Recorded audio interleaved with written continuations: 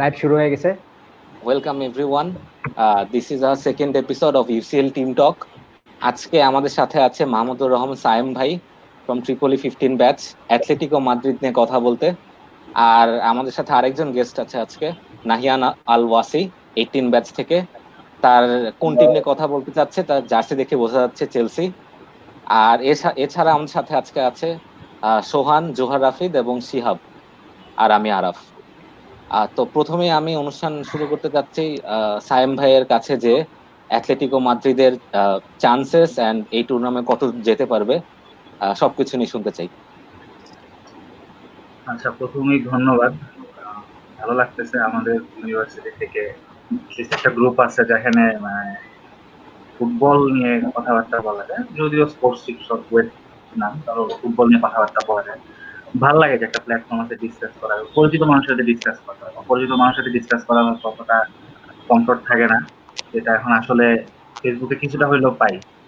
তো এই জন্য খুব ধন্যবাদ এরকম একটা ইনিশিয়েটিভের জন্য। আর এখন তো আসলে শুরু, আশা করি আরো 2-3 বছরের মধ্যে জিনিসটা আরো ফ্লারিশ করবে। আচ্ছা, তো অ্যাথলেটিকোর ব্যাপারে যদি বলতে হয়, আমি আসলে ডিফেন্সিভ মাইন্ডেড কোচদের অনেক বড় ফ্যান। আমি মরিনো বলি বা সিমিওনে বলি, এদের খুব বড় ফ্যান। এখন অ্যাথলেটিকোর আহ, ক্ষেত্রেও আমি বলবো, যতটা না আমি অ্যাথলেটিকো ফ্যান, তার চেয়ে বেশি আমি সিমিওনের ফ্যান। তো এই সিজনে কিন্তু সিমিওনের জন্য খুব একটা গ্যাঞ্জাম হওয়ার সুযোগ ছিল। যে একদিকে কি, সে লুকাস হার্নান্দেজ বিক্রি করে দিতে বায়ার্নের কাছে, গডিন মেবি ফ্রি ট্রান্সফার ইন্টারের কাছে চলে গেল, তারপর গ্রিজম্যান চলে গেল। গ্রিজম্যান তো বিশ্বস্ত হোল্ড করার একজন। তো সব মিলায়, আচ্ছা সরি, আরেকটা খুব বড় জিনিস করতে হবে, কিন্তু সাউলও চলে গেছে। সরি, সাউল না, রদ্রি চলে গেছে ম্যানচেস্টার সিটির কাছে। তো সব মিলায় কিন্তু ওর সামনে অনেক চ্যালেঞ্জ ছিল এই season তে। কিভাবে সেই ভয়েড গুলা ফিল আপ করবে। চ্যালেঞ্জ বলতে হিউজ একটা চ্যালেঞ্জ ছিল, কারণ গডিন তো একা, যত না প্লেয়ার, তার চেয়ে বড় একটা নাম, ঠিক না? এবং গডিন কিন্তু বলা যায় যে অ্যাথলেটিকোর খুব ট্রাস্টেড সোলজারদের একজন। কিন্তু এই জিনিসটা সে, দেখলাম সে খুব সুন্দরভাবে জিনিসটা কোপ আপ করছে। কোপ আপ করছে বলতে কি, সে ফেলিপেকে নিল পোর্টো থেকে, ঠিক আছে, হিমিনেজকে সে দলে প্রমোট করলো, রেনালদোকে আনলো, হেক্টর হেরেরাকে আনলো। এখন সে মোটামুটি ট্রেডিশনাল 4-4-2 দেখা যায় খেলতেছে। ডান পাশে খেলে ট্রিপিয়ার, ওয়ান থ্রোর অবসর নেওয়ার পর। বাম পাশে খেলে লোদি, মাঝখানে দুজন সেন্টার ব্যাক। সাউল আসলে ওই যে খেলে আমি বুঝি না, মাঝে মাঝে ভালো খেলতে দেখি, মাঝে মাঝে ভালো খেলতে দেখি।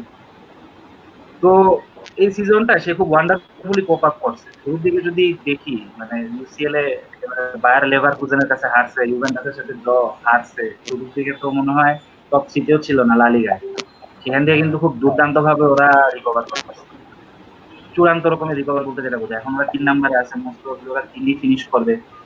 সিমিওনের সামনে খুব বড় একটা চ্যালেঞ্জ ছিল লিভারপুলকে ক্রস করা, সেটা সে ক্রস করে ফেলছে। মানে অ্যাকচুয়ালি যদি বলা হয় যে কতদূর সামনে যাবে, তো সেটা যদি বলতে যাই, আমার মনে হয় অলরেডি কতটুকু অ্যাচিভ করছে ওটাও খুব কম কিছু না। এখন যদি খুব সামনে না যায়, আমি তাও বলবো ওর জন্য এই সিজন সাকসেস। একে তো জোয়া ফেলিক্স কোনো গোল করতেছে না, কস্তা তো গোল করতেছে না। চেলসি থেকে আসার পর মনে হচ্ছে গোল করা ভুলে গেছে। মোরাতা তো মোরাতাই, ওর উপর চেলসি কাজটা লেগেছে। তারপরও যে এরা এত দূর আসছে, এটা আমি মনে করি ফিনমিনাল। এখন সামনে যদি চান্সেস জিজ্ঞেস করা হয়, সামনে ম্যাচ হচ্ছে কি লাইপজিগের সাথে, তাই না? হ্যাঁ, লাইভ দেখেছি। লাইপজিগের যে ব্যাপারটা, লাইপজিগ খুবই বড় এবং খুবই ভালো একটা টিম। আমি ওদের ফ্যান বলবো না, আমি ওদের অনেক বড় অ্যাডমায়ারার। অ্যাডমায়ারার বলতে বুন্দেসলিগাতে বায়ারকে টক্কর দিতে পারে এমন যে কোনো কিছু আমি অ্যাডমায়ারার, টু বি অনেস্ট। আমার মনে হচ্ছে লাইপজিগকে ওরা ইজিলি ওভারকাম করতে পারে। কেন? কারণ লাইপজিগে কিন্তু বার্নার খেলবে না, এটা কিন্তু ওদের ম্যানেজমেন্ট বলে দিচ্ছে। টিমো বার্নার থাকতেছে না, এবং এটা লাইপজিগের জন্য খুবই বড় একটা ধাক্কা হবে। টিমো বার্নার হচ্ছে এই সিজনে মেবি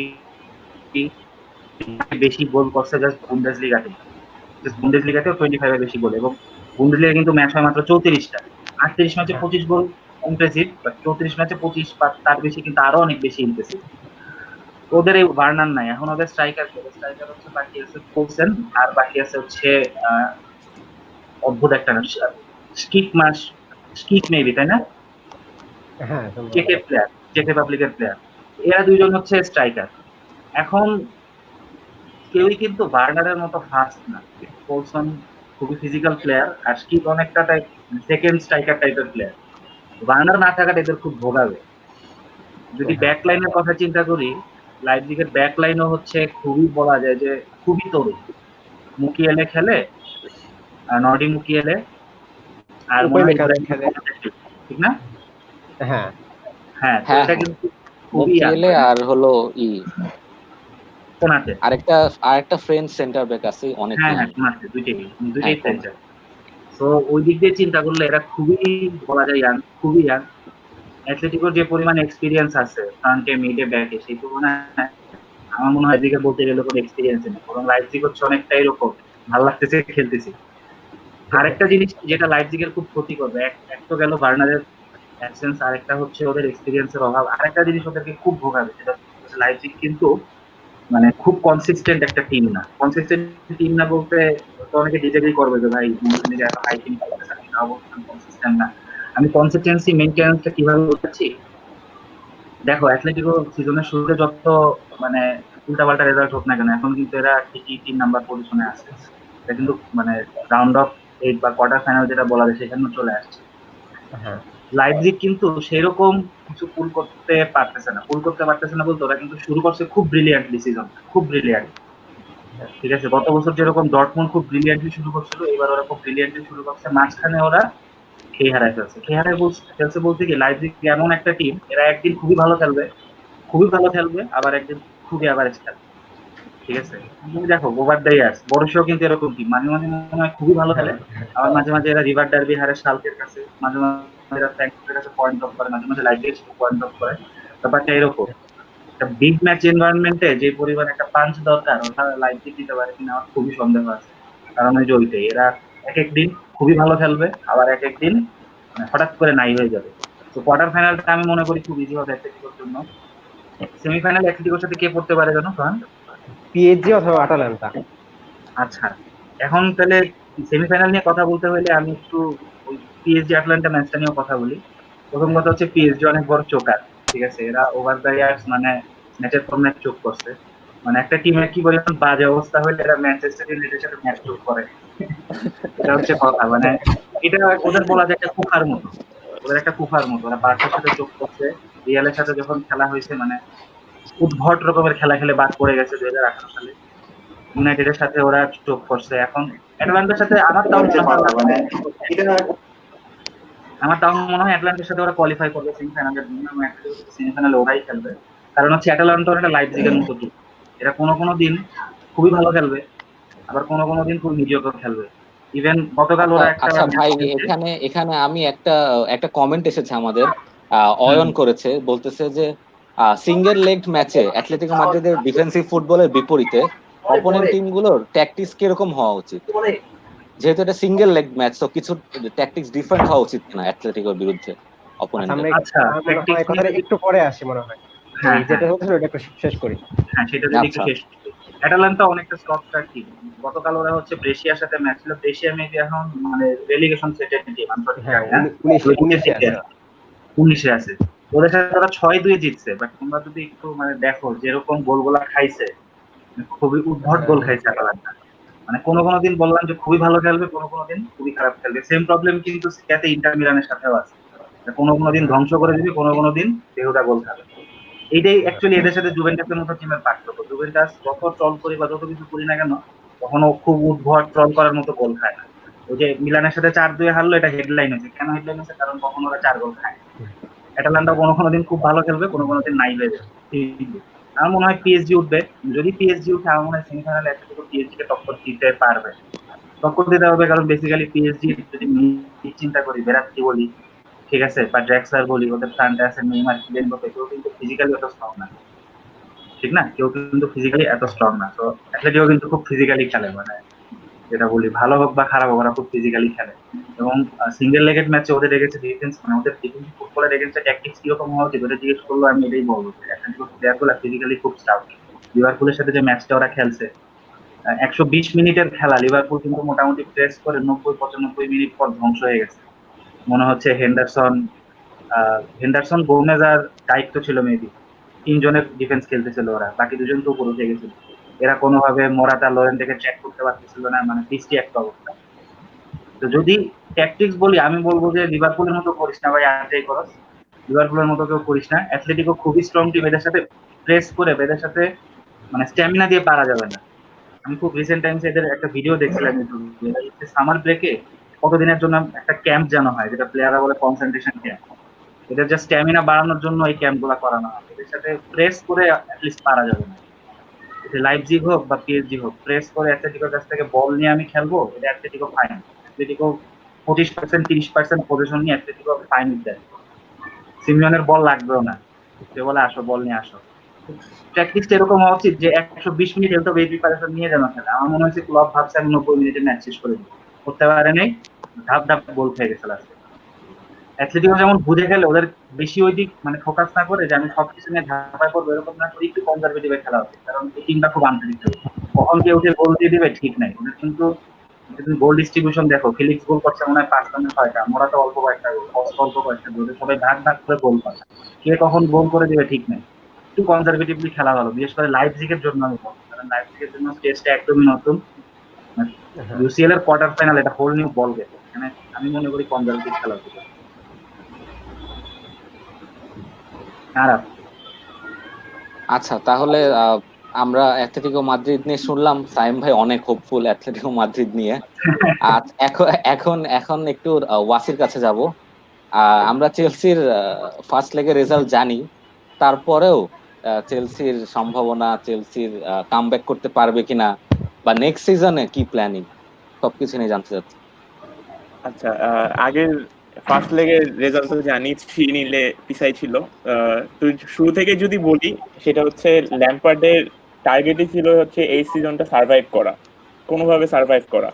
কারণ তার কাছে ইউসিএল এর চেয়ে লিগের ম্যাচটা খুব ইম্পর্টেন্ট ছিল। এটা কেমনে বলবো, কারণ হচ্ছে ইউসিএল বায়ার্নের মতো একটা টিমের এগেনস্টে গোলকিপারে কেপাকে না নামায় উইলি ক্যাবাররকে নামানো হয়েছিল। এটার জন্য হোক, হ্যাঁ, মানে বায়ার্নের মতো ম্যাচে যদি সেকেন্ড টিমের মতো গোলকিপারকে নামাইছিল, সো এটা একটা ইয়ে ছিল যে পরের ম্যাচে লিগের ম্যাচগুলো একটু ইম্পর্টেন্ট ছিল, ভাইটাল ম্যাচ ছিল। তো ইউসিএল এ সার্ভাইভ মানে রাউন্ড অফ 16 পর্যন্ত যাওয়াটাই টার্গেট ছিল মোস্ট প্রবাবলি ল্যাম্পার্ডের। তাও এখন 3-0 পিছাই ছিল, তাদের টার্গেটই ছিল হচ্ছে ফার্স্টে একটা গোল করে দেওয়া। কিন্তু সমস্যা হচ্ছে উল্টাটা হয়েছে, বায়ার্ন একটা গোল করে দিছে। এন্ড চেলসির এই টিমের যে অভ্যাসটা, সেটা হচ্ছে একটা গোল খাওয়ার পর চোখ করতে থাকে। এটা একটা খুবই খারাপ অভ্যাস, যে নার্ভাস ব্রেকডাউন হয়, প্রচুর নার্ভাস ব্রেকডাউন হয়। আর সে যদি পরের মানে নেক্সট ম্যাচের কথা বলি, বায়ার্নের সাথে, বায়ার্নের মাঠে খেলা হবে। তো এটা একটা সমস্যা হচ্ছে, ইয়ে অ্যালোনসো অলরেডি রেড কার্ড, তো অ্যালোনসো আউট। আর যখন চেলসি অ্যাটাকিং গেম খেলে তখন ডিফেন্সে 3 জন থাকে, লেফট থেকে অ্যালোনসো উইং এ চলে যায়, রাইট থেকে এসপি উইং এ চলে যায়। এখন যদি অ্যালোনসো না থাকে তাহলে অ্যাসপিলিকুয়েটা খেলবে হচ্ছে লেফট ব্যাকে, যেটা অ্যাসপিলিকুয়েটা অ্যাকচুয়ালি ভালো খেলে না লেফট ব্যাকে। আর রিস জেমস এত বড় ম্যাচের জন্য কি পরিমাণ সাকসেসফুল হবে এটাও জানি না। আর যদি আরেকটা কথা চিন্তা করি, যে বায়ার্ন চেষ্টা করবে যে একটা গোল করার, জাস্ট একটা গোল করে পরে ব্যালেন্স গেম খেলা। আর চেলসিকে যদি 60 মিনিট পর্যন্ত কেউ আটকায় রাখতে পারে, তাহলে আর চেলসি গোল করতে পারে না, কারণ চেলসির স্ট্যামিনা খুব প্রবলেম। স্ট্যামিনা প্রবলেম বলতে উইলিয়ানের 60 মিনিট পর আর কিছু থাকে না, 60 মিনিট পর ওকে আর মাঠে দেখাই যায় না। জিরুকে নামায় নেওয়া লাগে, কারণ জিরুর স্ট্যামিনা চলে যায়। ট্যামিকে মনে হয় না খেলাবে, জিরুকেই নামাবে। আর একমাত্র পুলিসিচ আর হচ্ছে জর্জিনো আর কোভিচিচ, এরা হচ্ছে একবারে 90 মিনিট পর্যন্ত ফুল স্ট্যামিনা নিয়ে খেলে। আর 3 গোলের এগেনস্টে আরো 3টা গোলের জন্য খেলা, মানে স্ট্যামিনার ব্যাপারটা অবশ্যই, মানে 90 মিনিট পর্যন্ত ফাইট করা লাগবে।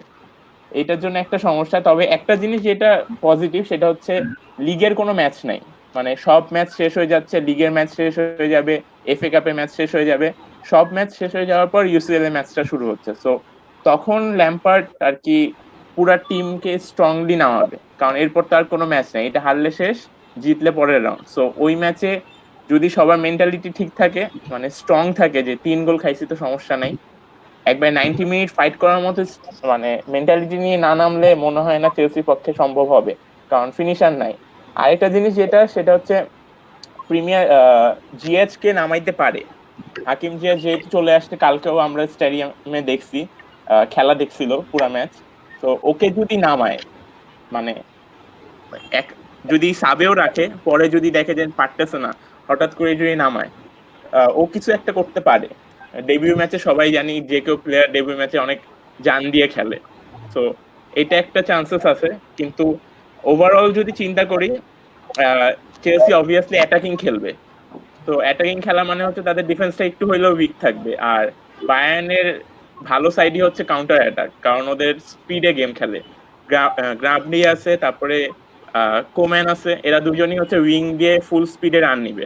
আর চেলসির ডিফেন্সের রাইট ব্যাক আর লেফট ব্যাক যদি চিন্তা করি, রিস জেমস আর হচ্ছে অ্যাসপ্লিকুয়েটা, ওরা যদি উইং এ যায় থাকে, অবভিয়াসলি অ্যাটাকিং এর জন্য উইং এ যায় থাকবে।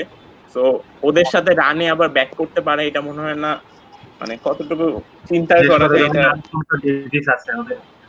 হ্যাঁ, মানে ওরা যদি মানে একটা কাউন্টারের স্পিড রান নেয় এবং একটা পারফেক্ট একটা ক্রস করতে পারে।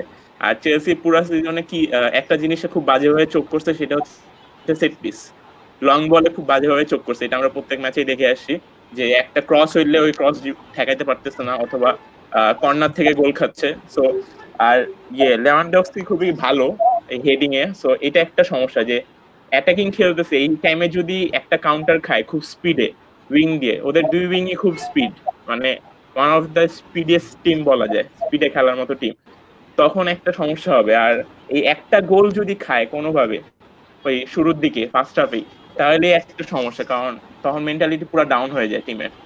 এইটার জন্য চেলসির উঠাটা কতটুকু চিন্তা করা যাচ্ছে, অ্যাজ এ চেলসি ফ্যানও আশা রাখতেছি না তেমন একটা। আর যদিও উঠে, তোমার মানে কেন মনে হয় হঠাৎ করে ল্যাম্পার্ড ট্যামি আব্রাহাম থেকে জিরোর দিকে যুক্ত হলো?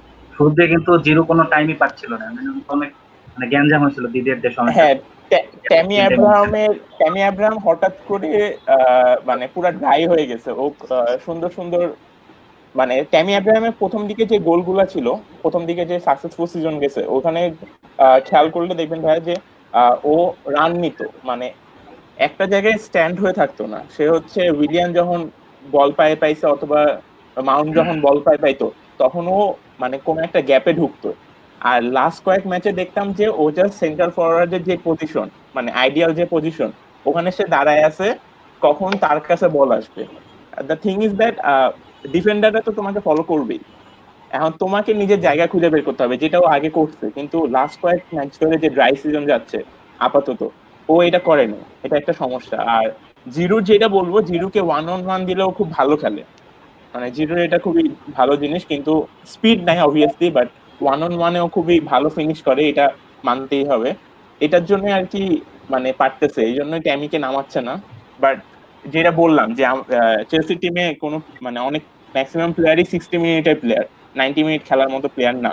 এটার জন্য একটা সমস্যা যে জিরোর উপর পুরা টাইম ভরসা করা যায় না। 60 মিনিট পর জিরো উইলিয়ান পুরা মানে অ্যাটাকিং সাইডে পুলিশ ছাড়া আর কি খেলতে পারে না, সবাই আর কি ডাউন হয়ে যায়। এটা একটা সমস্যা, এটার জন্যই বায়ার্নের সাথে বায়ার্ন যেখানে স্ট্যামিনা নিয়ে খেলে সেখানে একটু সমস্যা হবে। আর এটাই আর কি, চেলসির উপর আর কি ভরসা একটু কম। আচ্ছা, আমি তো এক্সপ্লেনেশন অনেক শুনলাম, এখন যদি তোমার কাছে বলি মানে চেলসি ফ্যান হিসেবে তোমার এক্সপেকটেশন কি থাকবে? মানে চেলসি ধরলাম যে তারা কোয়ালিফাই করতে পারবে না, কিন্তু তাও মানে পরের লিগে কেমন ফাইট দিক বা কেমন পরের লিগে, হ্যাঁ পরের লিগে যেটা মানে চেলসি গ্রুপগুলো যতটুকু ফলো করি সবকিছুই অ্যানালাইসিসে যতটুকু বোঝা যাচ্ছে যে চেলসি দুইটা ট্রফি টার্গেট করে নামবে, একটা হচ্ছে লিগ আর একটু ওয়েট। হ্যাঁ, পরের লিগের কথা বলি না, বললাম যে মনে করো সেকেন্ড লেগে মানে চেলসি ফ্যান হিসেবে তোমার এক্সপেকটেশনটা কি? মানে চেলসি কেমন ফাইট দিক দিলে তুমি খুশি হবা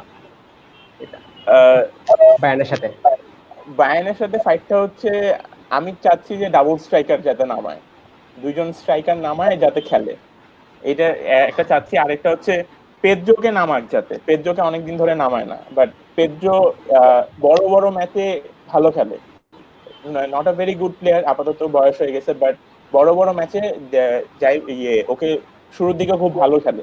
তো পেদ্রোকে যদি নামায় তাহলে আর কি পেদ্রো এবং জিরু এদেরকে যদি স্ট্রাইকের দিকে খেলাইতে পারে, এটা একটা আর কি আশা, মানে আমার মনে হয় উচিত যে পেদ্রোকে অ্যাটলিস্ট একটা ম্যাচ দেওয়া উচিত, যেহেতু কারণ ও বায়ার্নের সাথে খেলছে আগে, বেশ কয়েক ম্যাচ খেলছে। ট্যামি আব্রাহাম কিন্তু ইউসিএল এর তেমন একটা মানে প্লেয়ার না, অভিজ্ঞতা নেই, খুবই কম এক্সপিরিয়েন্স, মানে এত প্রেসারে খেলার মতো এক্সপিরিয়েন্স ওর নাই। সো জিরু আর পেদ্রোকে যদি নামায়, এটা আর কি চাচ্ছি আর কি, এটা একটা এক্সপেকটেশন। আর ডিফেন্সটাতে আরেকটা এক্সপেকটেশন হচ্ছে ডিফেন্সে যাতে লং বলে চোখ না করে, এটা একটা জিনিস, কারণ প্রচুর লং বল আসবে বায়ার্নের সাথে ম্যাচে, মানে কিছুক্ষণ পর পর লং বল আসবে।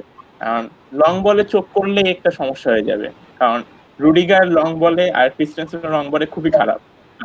জৌমা খালি একমাত্র যে লং বলে একটু হইলেও ভালো খেলে, এটা একটা সমস্যা। এ আর কি, আশাটা হচ্ছে লং বলে যাতে চোখ না করে সেটাই করুক। আমরা যদি আগের একটু ইতিহাস দেখি, লন্ডনের ক্লাবগুলা কিন্তু রেকর্ড আছে 2 লিগ মিলায় 10 গোল খাওয়ার। আর্সেনাল খাইছে, টটেনহাম খাইছে। এখন চেলসির কি এরকম হিউমিলিয়েট হওয়ার চান্স আছে কোনো? না, এটা চান্স নাই, কারণ ল্যাম্পার্ড জানে যে, মানে ল্যাম্পার্ড তো এগুলো খেলে আসে, তো ল্যাম্পার্ড জানে যে এটা খুবই টাফ একটা জিনিস। ও যখন দেখবে যে 2 গোল বা 3 গোল খাই গেছে, তখন ব্যালেন্স খেলায় ফেরত চলে যাবে অ্যাটাকিং খেলা থেকে। এটা মানে কারণ রেসপেক্ট নিয়ে ফেরত আসাটা ওর কাছে খুবই ইম্পর্টেন্ট। তো ও যখন দেখবে যে পিছাই গেছি 2 গোলে, তখন ও অটোমেটিকলি ওইটা ডিফেন্সিভ খেলায় চলে যাবে, মানে ব্যালেন্স খেলায়, যেখানে আর কি প্রচুর অ্যাটাক খাবে না, ব্যালেন্স একটা খেলা চলতে থাকবে। কারণ যখন ফার্স্টের দিকে অ্যারাউন্ড 45 মিনিটসের মতো কন্টিনিউয়াসলি হয় চেলসি অ্যাটাক করবে, নাহলে চেলসি অ্যাটাক করার সময় কাউন্টার অ্যাটাক খায় গোল খাবে, এই দুইটা জিনিসের যে কোনো একটা হবে। Hoping for the first one obviously, যে অ্যাটাক করে যাতে আমরা গোল দিই। বাট পরের হাফে যদি দেখে যে 2 বা 3 গোল খাই গেছে অলরেডি চেলসি, তাহলে ল্যাম্পার্ড আগের ফরম্যাটে ফেরত যাবে, যে 4 জন ডিফেন্সই খেলাবে, তখন উইং এ খেলা চলে যাবে না অ্যাসপিলিকুয়েটা, ওইটাই আর কি করবে। তো 10 গোল খাওয়ার চান্সেস নাই। আচ্ছা, তাহলে তোমাকে যদি মানে সেকেন্ড লেগে একটা প্রেডিকশন সাইজ করলে, তোমার কি মনে হয় প্রেডিকশন কি?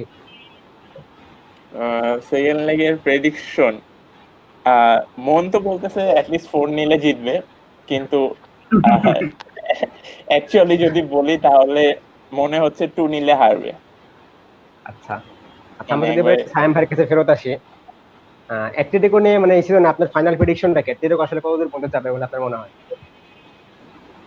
আমার মনে হচ্ছে লাইপজিগকে খুব ইজিলি ওরা ওভারকাম করতে হবে। পিএসজির সাথে এত সহজ হবে না, বাট ওরা পিএসজির সাথে যদি ফিজিক্যালি খেলে, দেখা গেল যে নেইমার কে একটু যদি নিউট্রালাইজ করতে পারে, তাহলে হয়তো আমার মনে হয় ফাইনালে যেতে পারে। তবে ভাই PSG কিভাবে আসলে নিউট্রালাইজ করবে? ইনজুরিতে ফেলে নাকি অন্য কোনো ভাবে? অবশ্যই ফিজিক্যালি খেলে, তারা তো অ্যাথলেটিক তো আর কোনো করে না। তবে আমি পিএসজি আসলে এই বছর লাই দিব না, ওরা ডরটমুন্ডের সাথে যেভাবে কামব্যাকটা করছে সেকেন্ড দিকে, ওটা অ্যাকচুয়ালি খুবই কমেন্ডেবল ছিল, মানে অ্যাকচুয়ালি খুবই ভালো। তো পিএসজি কে আসলে ওরা দিতে পারছে না, ফাইনালে উঠলে কি হয় না হয় কেউ জানে না। দেখি আপাতত লাইপজিগকে হারাচ্ছে। হ্যাঁ বলো। আপনার কাছে একটা কোশ্চেন ছিল আমার। হ্যাঁ হ্যাঁ, অ্যাটলেটিকোর যদি আমরা প্রিভিয়াস সিজনগুলো দেখি, ইউসিএল এ এওয়ে যে ম্যাচগুলো ছিল, হোমে তারা খুব ভালো পারফর্ম করছে, তো কিন্তু এওয়েতে গিয়ে অনেক বেশি চোট করছে। তো এখন যেহেতু খেলাধুলা নিউট্রাল গ্রাউন্ডে হবে, আপনার কি মনে হয় ওই জায়গায় কি চোট করার চান্স থাকবে? আচ্ছা, আমার মনে হয় না যে এখানে নিউট্রাল গ্রাউন্ডে গেলে খুব একটা ডিফারেন্স হবে, কারণ অ্যাটলেটিকো যেমন মানে ওয়ান্ডা মেট্রোপলিটানোর অ্যাডভান্টেজ পাচ্ছে না, অপোনেন্টও কিন্তু সেই অ্যাডভান্টেজটা পাচ্ছে না। এটা হচ্ছে কথা, কারণ ওরা যেমন লিসবনে খেলবে, খেলা তো সবগুলো লিসবনে হবে না এখন। হ্যাঁ, লিসবনে ওরা যেমন লিসবনে খেলবে, এখন লাইপজিগও কিন্তু লিসবনে খেলবে, তো কিন্তু নিউট্রাল গ্রাউন্ড আমার মনে হয় না খুব বেশি ঝামেলা। আর এর সাথে যা করছে ওটাই তো সবচেয়ে বড় মেজর, মানে বলবো ডিফিট প্রিভিয়াস ইয়ার গুলোতে, বরং বলবো সিনিয়রের ক্যারিয়ারেরই ওয়ান অফ দা বলবো মেজর ডিফিট। তো হ্যাঁ, মানে সে জুভেন্টাসের সাথে যে ম্যাচটা ছিল, ওই টাইপের এনভায়রনমেন্ট আর জুভেন্টাসের ফ্যানদের ওই রকম নয়েজ, এরকম প্যাশন আমার মনে হয় না লাইপজিগ এরকম কেউ দিতে পারে। লাইপজিগের তো অ্যাকচুয়ালি কোনো ফ্যান বেশি নেই, সেলসবার্গ এর যে সিস্টার কনসার্ন এরা, এদের তো ই নেই, ফ্যান বেশি নেই। এটা হচ্ছে কথা। আমরা যদি গত 6টা সিজনের ইতিহাস দেখি, ইউসিএল এ গত 6 সিজনের মধ্যে 5 বারে কিন্তু মানে অ্যাথলেটিকো আউট হয়েছে রোনালদোর টিমের কাছে, আর একবার তারা গ্রুপ স্টেজে আউট হয়েছে। তো এবার কিন্তু ফাইনালের আগ পর্যন্ত রোনালদোর টিমের সাথে পড়ার কোনো চান্স নাই অ্যাথলেটিকো। তো আমরা হয়তো বা আশা করতে পারি এবার অ্যাথলেটিকো হয়তো ফাইনালে যাবে, দেখা যাক। আমার মনে হচ্ছে অ্যাটলেটিকো ফাইনালে যাবে, কিন্তু আমার মনে হচ্ছে জুভেন্টাস যাবে না। আমার মনে হচ্ছে জুভেন্টাস যাবে না, আমার মনে হচ্ছে ওই সাইড থেকে সিটি একেবারে ক্লিন একটা ফ্লাশ দিয়ে দিবে। এটা তো লাপোর্তে ব্যাক করছে, মানে জিদানের ভালোবাসা, একটা বল প্লেইং সেন্টার ব্যাক করছে। আমার মনে হচ্ছে সিটি এবার সত্যি কথা যেটা বললাম, দেখা যাক। অনেকদিন পর ফুটবল আসছে, ফুটবল দেখতে পেরে ভালো লাগছে। কে যায় কি যায়, আমার টিম তো ইউরোপা লিগ খেলা, আমার তো কোনো প্যারা নেই। আচ্ছা আমরা এবার অ্যাটলেটিকো থেকে একটু শিফট করি। আমরা এখন নেপোলি নিয়ে কথা বলতে চাই, সাইম ভাইয়ের কাছে শুনতে চাই। নেপোলির সাথে বার্সার ফার্স্ট লেগের রেজাল্ট তো 1-1, বার্সার একটা আচ্ছা, গোল আছে। আমার মনে হয় আমি একটু পরে কথা বলি, আমি অনেক কথা বলে আচ্ছা ফেলছি তো অন্যান্য ওকে ওকে। টিমগুলো কাটানো। হ্যাঁ একটু আচ্ছা মনোটন তাহলে আছে। আমরা একটু ওয়াসির কাছে আবার ফেরত যাই, জুভেন্টাস নিয়ে। জুভেন্টাসের তো ফার্স্ট লেগের রেজাল্ট ছিল হচ্ছে 1-0, তারা হারছে অ্যাওয়েতে। হুম। হোমে জিততে হবে তাদের এখন। জুভেন্টাসের রিসেন্ট ফর্মও কিন্তু খুব একটা ভালো না, ডিফেন্স ফর্মে নাই, মিড ফর্মে নাই, আর এটাকেও মেইনলি রোনালদো আর ডিবালা যা খেলতেছে, কিন্তু ডিবালা আবার অনেক ইনকনসিস্টেন্ট, একদিন ওয়ার্ল্ড ক্লাস খেলে তো আরেকদিন খেলা খুঁজে পাওয়া যায় না। আর জুভেন্টাসের রুটও কিন্তু কঠিন, লিওন যদি পার করতে পারে পরের রাউন্ডে দেখা যাবে সিটি অথবা রিয়াল মাদ্রিদ, তারপরে বায়ার্ন অথবা বার্সা অথবা নেপোলি, মানে রুট কিন্তু খুবই কঠিন। হ্যাঁ, তো জুভেন্টাসের মানে নিউট্রাল হিসেবে তোমার কি মনে হয় জুভেন্টাসের এবার আসলে চান্স কেমন? জুভেন্টাসের উঠার চান্স হচ্ছে পুরাটাই নির্ভর করে হচ্ছে দুইটা প্লেয়ারের উপর, রোনালদো এবং ডিবালা। কারণ অ্যাটাকিং এ যখন যায় তখন আমরা যদি খেলাটা দেখি ম্যাক্সিমাম ম্যাচেই ডিবালা অথবা রোনালদো হচ্ছে লাস্টের দিকে যায়, ফিনিশ করার টাইমে থাকে। তো দ্য থিং ইজ দ্যাট আরো যদি দুইটা প্লেয়ার যদি অ্যাটাকে যদি চলে যায়, কারণ কাইন্ড অফ হচ্ছে রোনালদো সবকিছুই নিচ্ছে, মনে করেন ফ্রি কিকে পেনাল্টি সবকিছুতে রোনালদোকে দিয়ে দিছে। আমার মনে হয় না ফ্রি কিকে রোনালদোকে দেওয়া উচিত ছিল, কারণ ওদের ফ্রি কিক টেকার আরো আছে, কারণ ডিবালা আছে। কারণ ডিবালা এখন অ্যাকচুয়ালি বেটার ফ্রি কিক টেকার রোনালদোর চেয়ে। রোনালদো জাস্ট পাওয়ার নেয়, কারণ সে অ্যাকুরেসি নেয় না ফ্রি কিকে। এটা খুবই একটা বাজে একটা জিনিস। তো জুভেন্টাস যদি এই লেগটা পার করতে চায়, সেটা হচ্ছে মেইনলি নির্ভর করে হচ্ছে সবাইকে মানে ভালো খেলতে হবে। এটাই হচ্ছে কথা যে জুভেন্টাস লাস্ট কয়েক ম্যাচে হচ্ছে হয় হঠাৎ করে খুব ভালো খেলে ফেলছে, 3-4 গোল দিছে, অথবা খারাপ খেলে হারছে। এই ইনকনসিস্টেন্সিতে আসলে জুভেন্টাসের উপর ট্রাস্ট করা যাচ্ছে না, আবার পুরো ট্রাস্ট উঠায় নেওয়া যাচ্ছে না যে সে জিতবে না জিতবে না। পুরাটাই আর কি ম্যাচের টাইমে ডিপেন্ড করে যে কেমন খেলতেছে। কারণ ডিবালাও ইনকনসিস্টেন্ট এবং রোনালদো মোটামুটি ইনকনসিস্টেন্ট, কারণ সে 1-on-1 কয়েকটা ম্যাচ কয়েকটা গোল মিস করছে, মানে শুট করছে কিন্তু মানে ডাইরেক্ট জাস্ট গোলকিপারের হাতে দিছে। সো ডিপেন্ড করে হচ্ছে ফিনিশিং এর উপর টোটালি, কারণ তারা কিন্তু বল বানায়, অনেক বল বানায়। ফিনিশিংটা যদি ঠিক রাখতে পারে তার মানে হচ্ছে অ্যাটলিস্ট 2-3 গোলে জিতবে। আর যদি ফিনিশিং ঠিক না রাখতে পারে তাহলে ওই মানে এই লেগটাই পার করতে পারবে না। আর পরেরটা যদি চিন্তা করি যে জুভেন্টাসের one of the biggest thing is তাদের ফ্যান সাপোর্ট। তাদের যখন হোমে খেলা হয় তখন ফ্যান সাপোর্টে প্রচন্ড রকম প্রেসারে পড়ে অপোনেন্ট। সেই সেই প্রেসারটা কিন্তু এখন আর অপোনেন্ট পাবে না, কারণ হচ্ছে লিসবনে খেলা এক নাম্বার, 2 নাম্বার হচ্ছে কোনো সাপোর্টারও থাকবে না। সো সেই জায়গা থেকে জানি না কতটুকু জুভেন্টাস আর আগাইতে পারবে, বাট কেন জানি মনে হচ্ছে এই লেগটা পার করবে কোনোভাবে, কিন্তু পরের লেগে যায় বাদ পড়ে যাবে জুভেন্টাস। এবং এই সাইড থেকে রিয়াল মাদ্রিদ উঠবে এবং ওই সাইড থেকে অ্যাটলেটিকো উঠবে, এতটুকু আশা করা যাচ্ছে মানে আমার মতে, যে রিয়াল এবং অ্যাটলেটিকো ফাইনাল হবে তুমি ম্যান হয়তো। সিটির সাথে রিয়ালকে আগায় রাখতেছো? হ্যাঁ, ম্যান সিটির সাথে রিয়ালকে আগায় রাখতেছি। আচ্ছা, বোল্ড প্রেডিকশন, দেখা যাক কি হয়। জুভেন্টাস আচ্ছা আচ্ছা একটা কমেন্ট আছে, আচ্ছা একটু ওয়েট, একটা কমেন্ট আছে জুভেন্টাস নিয়ে, এটা আমি একটু বলি। কমেন্টটা ছিল এরকম: শুড সারি keep being stubborn or should he follow the club tradition? এটা নিয়ে যদি আমি একটা কথাটা শুরু করি, যে আমরা যদি সারি আসার আগ পর্যন্ত দেখি, অ্যালেগ্রি সিজন পর্যন্ত দেখি, জুভেন্টাস কিন্তু একটা জিনিস তাদের ছিল, তাদের ডিফেন্স যথেষ্ট ভালো ছিল। মানে তারা ইউসিএলে মানে 2013-14 থেকে অ্যালেগ্রি আন্ডারে 4টা সিজন খেলছে, তাদের মধ্যে জাস্ট এক ম্যাচ ওরা 4 গোল খেয়েছে, সেটা হচ্ছে রিয়াল মাদ্রিদ দেখেছে ফাইনাল। কিন্তু সারি আসার পরে কিন্তু ওরা মানে খুব রেগুলার গোল খাচ্ছে, ডিফেন্সের অবস্থা কিন্তু খুবই খারাপ। কিরলেনি ইনজুর, বনুচ্চি পাস্ট হিজ প্রাইম, ডিলিটেরও এটা ফার্স্ট সিজন ওইরকম মানে ভালো খেলেছে, কিন্তু কথা হচ্ছে ওরকম ওয়ার্ল্ড ক্লাস না। তো আর এখন কিন্তু দেখা যাচ্ছে সারি পুরাই মানে জুভেন্টাসের প্লেইং স্টাইল চেঞ্জ করার চেষ্টায় আছে, পাসিং খেলাবে, মানে সাইড ওয়ে পাস করবে, হরিজন্টাল পাস করবে সবসময়। আবার কথা হচ্ছে যে তাদের কিন্তু এখন আমার যেটা মনে হয় তাদের উচিত যে রোনালদোর ফুল ইউটিলাইজেশন করা। রোনালদো যদি ফুল ইউটিলাইজেশন করতে হয় অবশ্যই ভালো সাপ্লাই দরকার, সেটা হোক গ্রাউন্ড বলে হোক অথবা এরিয়ালে ভালো ক্রস হোক, কিন্তু জুভেন্টাসে কিন্তু এরকম কেউ নাই। তাদের ফুল ব্যাক গুলো হচ্ছে আলেক্সান্দ্রো, জোয়ান কোয়াদ্রাদো, আর হচ্ছে ডানিলো। এইসব ফুল ব্যাক কই, আর আগে রিয়াল মাদ্রিদের কারবাল মার্সেলো কই, মানে রোনালদো যে বল পাবে সেরকম ফুল ব্যাকই কিন্তু নাই। তারপরে মিডেরও মানে বেন্টানকো ছাড়া কেউ ফর্মে নাই, একদমই ক্রিয়েটিভিটি নাই এখন। কিন্তু কথা হচ্ছে সারিও আসলে খুব বেশি স্টেবল, ও কিন্তু গত সিজনে এরকম সাফার করছে, তারপর ওই সিজনে তার কোনো চেঞ্জ হয় না। এবং আবার শুনতেছি সে এখন আবার পিয়ানিসকে ছাড়তেছে, জর্জিনহোকে নেবে, আসলে কি চায় বুঝতেছে না। আচ্ছা শিহাব একটা কথা বলতেছিল। আচ্ছা, আমি আসলে জিজ্ঞেস করতে চাইছিলাম রাফিদকে, রাফিদ যেহেতু রোনালদোর ফ্যান আসলে, যেহেতু রোনালদো এই ম্যাচটা বের করে আনার চান্স কিরকম? আচ্ছা, আমার একটা ইম্পর্টেন্ট মনে হচ্ছে যেটা, সেটা হচ্ছে লিগ ওয়ানের কোনো ম্যাচ অনেকদিন ধরে হচ্ছে না। লিগ ওয়ান অনেক আগেই শেষ হয়ে গেছে। সো এটা একটা ইম্পর্টেন্ট ফ্যাক্টর হবে। লাইক হচ্ছে পিএসজি যেরকম মানে রাউন্ড অফ 16 এর ম্যাচ খেলা লাগতেছে না, ওদেরকে ডিরেক্ট এসে কোয়ার্টার ফাইনাল এবং এক লেগের একটা ম্যাচ খেলতে হবে, মোস্ট প্রবাবলি সেটা আটালান্টার এগেইনস্টে। হ্যাঁ। সো এটা একটা খুবই টাফ ফ্যাক্টর হবে লিগ ওয়ানের দুই টিমের জন্যই, যে এসে হঠাৎ বড় একটা স্টেজে কপ আপ করা দুই মাসের ব্রেকের পর। আমার মনে হয় পিএসজি আটলান্টার সাথে ঠিক মতো কোপ আপ করতে পারবে না, কারণ আমরা জানি পিএসজির ডিফেন্স অতটা ভালো না, আর আটালান্টার অ্যাটাক এখন খুবই ভালো ফর্মে। যদিও তারা একটু bottom table team, but bottom table টিমের এগেইনস্টে অনেক ভালো গোল করতেছে। বাট আমরা মনে হয় লাস্ট 7টা ম্যাচে ওরা মনে হয় অ্যাটলিস্ট সবাইকে 5টা করে গোল দিচ্ছে, এবং এটা খুবই মানে ভয়াবহ একটা স্ট্যাট। লাইক তারা একদম হেসে খেলে গোল দিচ্ছে, 7টা 6টা করে, কোনো কাউকে পাত্তা দিচ্ছে না।